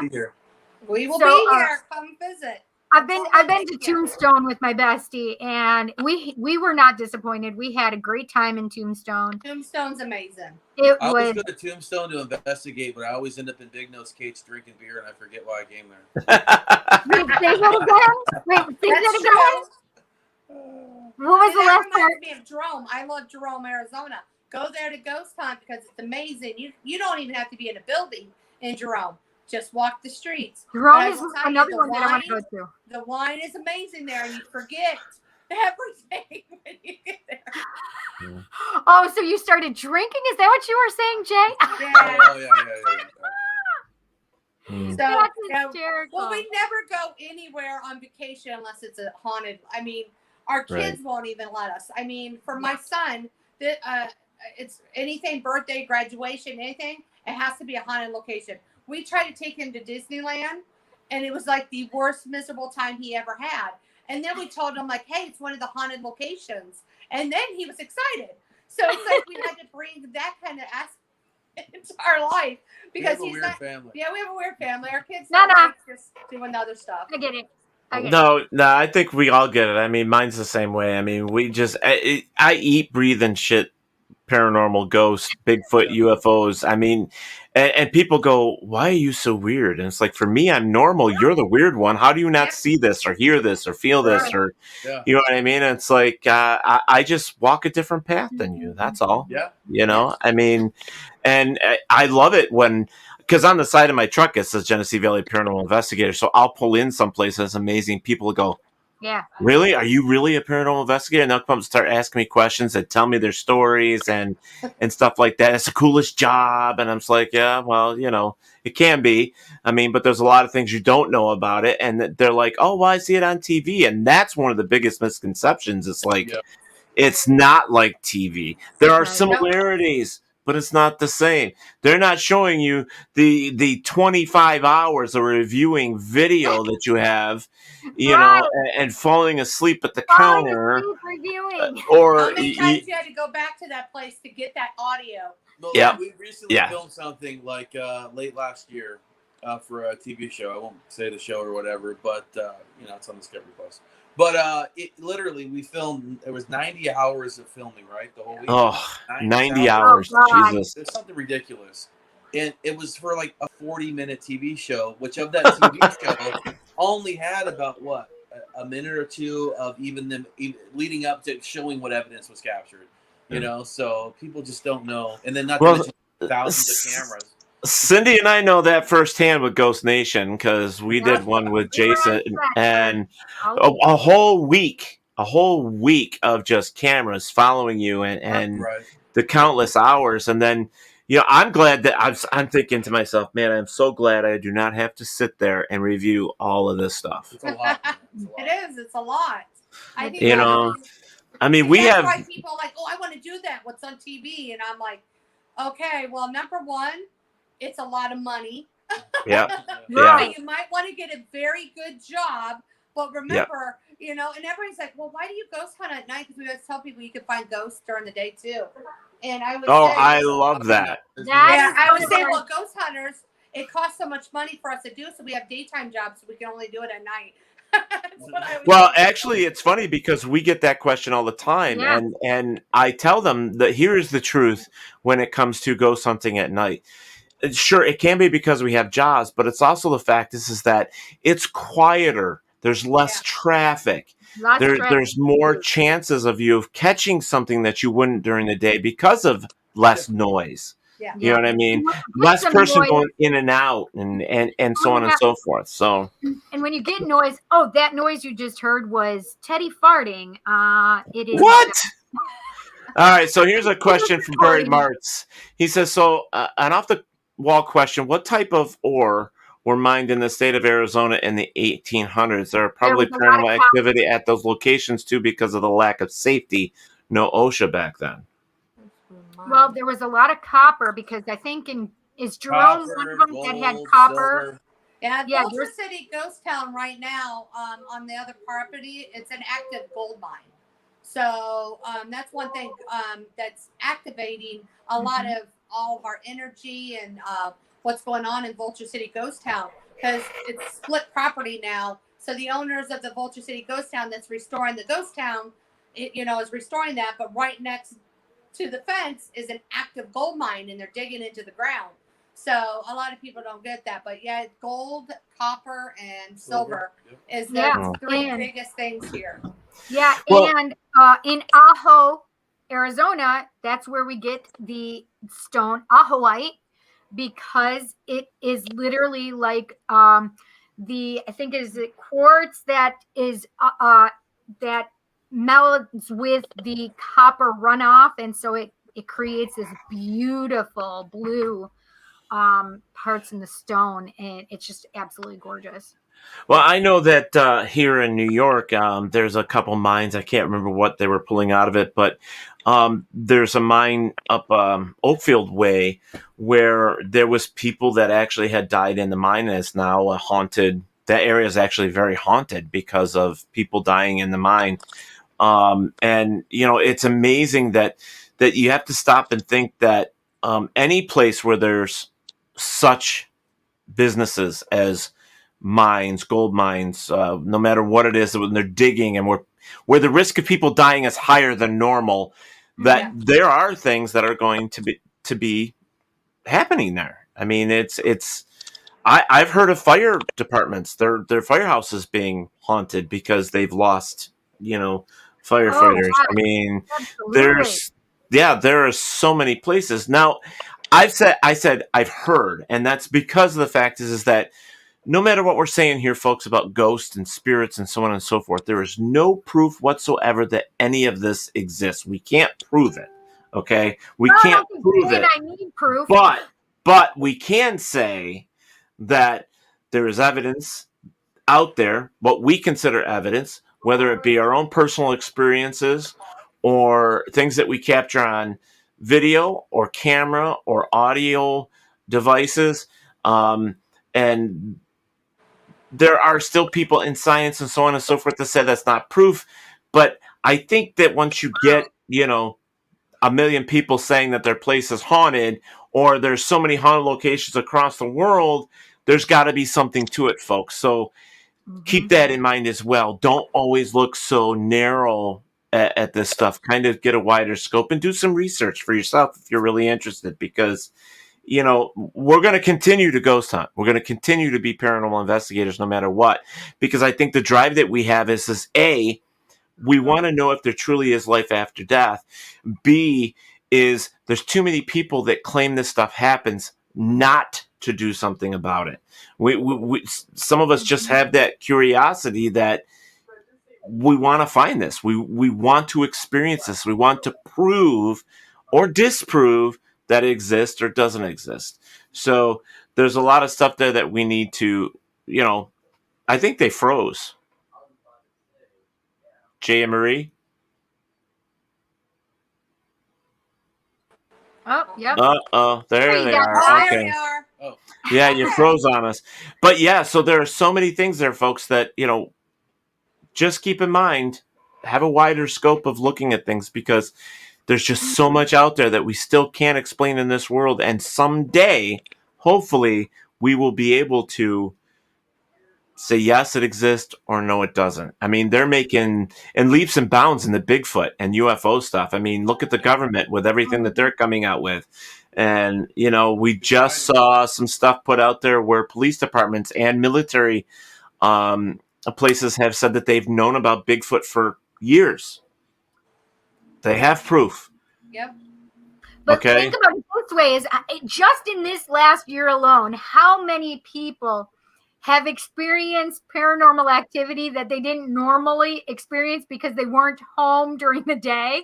Yeah. And now they're having things and realizing that there's a lot more going on, and there's been a lot more people that have been opened in this last year than there were before. And that's funny, because that's how we started out this whole thing tonight, was talking about COVID and what has happened to this awakening, that people are finally starting to realize that, hey, there could be something to this.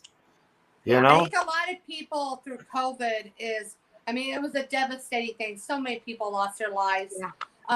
It was just sad, everything all around it. But a lot of people, I will say, it made families get closer, because you had to be at home with them. Or run further away. Or a runway. I've heard some actually ran away from each other. But I'm just saying you were more closer with people at your home. You were like being bonded and all that kind of stuff. So you're not going to, like everybody does, goes to the bars, goes to concerts, goes to the movie theater, goes to all the malls. Well, none of that was open for anybody. So everybody was sitting at the table or sitting at the couch or wherever, eating dinner together because you were making dinner at home. You were doing all that kind of stuff. So I think a lot more people had time to chat, actually sit down, relax, and, just calm down. I think a lot more people, I know we've got a lot more calls like, oh my God, something's going on in my house. And I'm like, yeah, because you never paid attention to it before. So because you were so Americans or all people actually around the world are so busy. I mean, and we actually calmed down throughout the whole world. Hello, Gina. Gina is joining us here as well. Hello, Gina. What's amazing is, and this is something that I've seen also decline since we're talking the generalization here of ghosts and so on and so forth as well. I don't know if you guys have experienced this, but I know that I have. Hello, Mr. Daniel Class. There's Danny. We were talking about you, my friend. That's awesome. Yeah, Barry. That's awesome. Barry, the whole para community came together for that roof. That's amazing. When I was good stuff. Danny. Oh yeah, Danny. When I was a kid, we used to do a lot of, through school or churches or whatever. They did a lot of camping. They took it off and they did the ghost stories. They did the, even families themselves. I mean, they got their family together, went out and they told ghost stories. You used to hear that stuff all the time. I don't hear that anymore. Because families have become so busy with their lives and mom and dad have to work and then the child has to work to help mom and dad. I mean, we're at a point in our civilization where we're so busy that we miss things all the time. Well, your faces are usually on your cell phone going like this. Oh, yeah. I will say I think a lot more families put those down a little bit. Well, Marie, that ghost finder, it works pretty good, Just kidding. Don't use that stuff. Jesus. Hello, Sheridan. Hello, Sheridan. Hello, Michelle Provost. Yes, thank you guys for popping in here, and Gina. But yeah, it's amazing how busy our lives have gotten that, we do miss that stuff. And then because of the pandemic, people were staying home because of this year. They started to realize, hey, there's shit going on in my home that I never noticed before. 10:03. Time check. Oh my God, this has gone by so fast. I didn't even get a commercial in or nothing. Wow. Because we have Dom's show right up. His show starts now too. And he's got a paranormal thing going on in his show tonight too. But guys, I'm sorry that we have to cut it short, but let's get you back again. Let's have some more fun and chat and all that stuff. We would absolutely love to chat with you guys, and hopefully we'll be able to come to the next Paracon with you guys too. That would be amazing. You guys have the City Paracon, so. I would love to. It's just I don't know how it would get there because I'm taking care of my parents full time, so it's not like I can just leave. Wait, which one did you guys just say, Marie? The Vulture City Paracon. Yeah, Vulture City. Oh, Vulture City. Oh, when is that? October 8th through the 10th. Oh, God, that would be so nice. That would be so great. Yeah. So, okay, guys. Froze again. There you go. go. All right. So, anyways, guys, check out their website. It's the yatesfamilyhaunting.com. Check out them. Reach out to them. They're great people. I'm sure that if you have any questions, you got something going on in your home, if you're near them, and I'm sure that they would reach out to you and all that as well. These people are great. We love these people. They're our favorites. You guys are great too. You guys do amazing work where you guys are at. We appreciate it. All you guys. Absolutely. I mean, you guys are a wonderful part of the paranormal community. Well, thank you. We do appreciate that. Thank you so much. We try to keep. I mean, one of the things about being a Paratalk, radio. That's funny. Is that a paranormal talk radio show is to educate and to bring people on and to show that there's more out there. And we're a little kooky sometimes, a little weird, a little off the wall, a little. You That know, is so, the best part. you know, some of us have truck driver mouths, but you know, That would be me. what? But anyways, That would be me. I love you, Cindy Poo Poo. That's okay. I'm okay with it. There you go. So, but guys, real quick, other than your website, what do you got coming up that some people can come and see you at? Do you have any events coming up soon? Definitely check out vulturecityparacon.com. That's vulturecityparacon.com. That's the conference that we have going on October 8th through the 10th. Lots of speakers from all over the place, including John Zaffis, Patty Najiri, Marie and I, of course, will be there, and like 20 other people. Michelle LeBaron, Lisa. We're also going to be at the, I can't even say that, a paranormal forum out in Washington. That's coming up, but definitely. It's going to be August 28th. August 29th, ain't it? I don't know. Yeah. Where's that We're one? terrible. We're bad. And then we have the Texas Paracon, Dallas Paracon. I'm sorry, Dallas Paracon. We're going to be at as well. Then we're going to be out in in the east side. We'll be in Mass Paracon with Sam and them. Nice. Last weekend of September. Nice. So we're excited about being out there, seeing everybody again. So it's going to be nice. So, but yeah, I mean, we actually are working on a little project that we can't actually say much more about it. But we can't understand that. know about it. So. Yeah.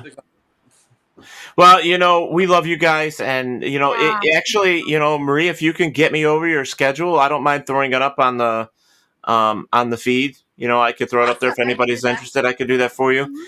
And anything else that you want me to throw up, and then we'll stay in touch, and we'll get you back up here again. Hopefully, not a year and a half away, like sooner than later. But Life gets away from everybody. But hey, oh man, you know, it's been crazy. But you guys are awesome. Yeah. Well, we do appreciate that, and we think the same of you. So we just love it. So, all right, Cindy, real quick. All right, guys, thank you. Bye, guys. Mwah. All right, so real quick, Cindy, what do you got coming up this week before we move along and get out of here? This week tomorrow is a Tarot Tuesday, aka Taco Tuesday, which Teddy likes to say. 7 p.m. Eastern Standard Time. You can find me on YouTube only, which is The Psychic Cindy on YouTube, and also PBDC TV YouTube. You can find me on both of those channels tomorrow night at 7 p.m. Eastern Standard Time. On Thursday, it is my Just Cindy podcast at 8 p.m. Eastern Standard Time here on WLFE-DB.com and also on YouTube, and also my The Psychic Cindy on YouTube. Awesome. Well, I'm just doing the norm. That's it. Teddy's just doing the norm. Nothing special going on this week whatsoever for me. Just doing what I have to do. So, guys, thank you so much for joining us here tonight and hanging out with us. Hanging out with us and Jay and Marie Yates. Yeah. I mean, we love those people. They're great people. And thank you so much for joining us and hanging out with us. Bonnie, I want to say, Bonnie, thank you for reaching out. I have not seen or heard from you in a long time. That's great. There's so many people. I would love to see more people like that join us. And thank you so much. That is freaking amazing. Oh, you're cutting out a little bit, my friend. All right. So. And freezing. I'm Cindy. ready. Teddy.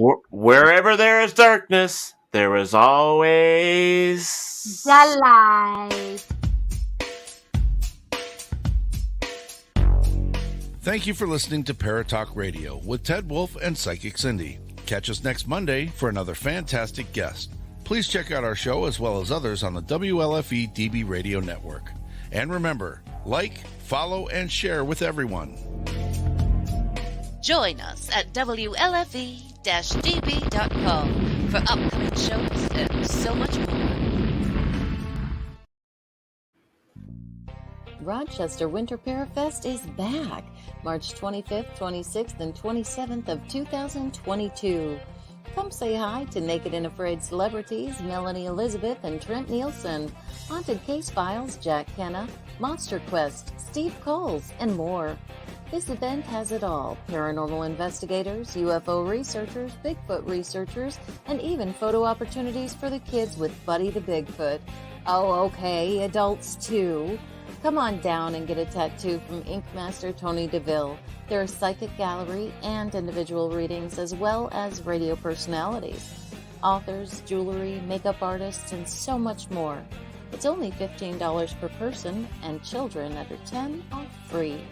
March 25th, 26th, and 27th of 2022. For more information, go to WLFE-DB.com. Yes, Winter Parafest is back. Valley Oak Event Center, Geneseo, New York, next to Denny's.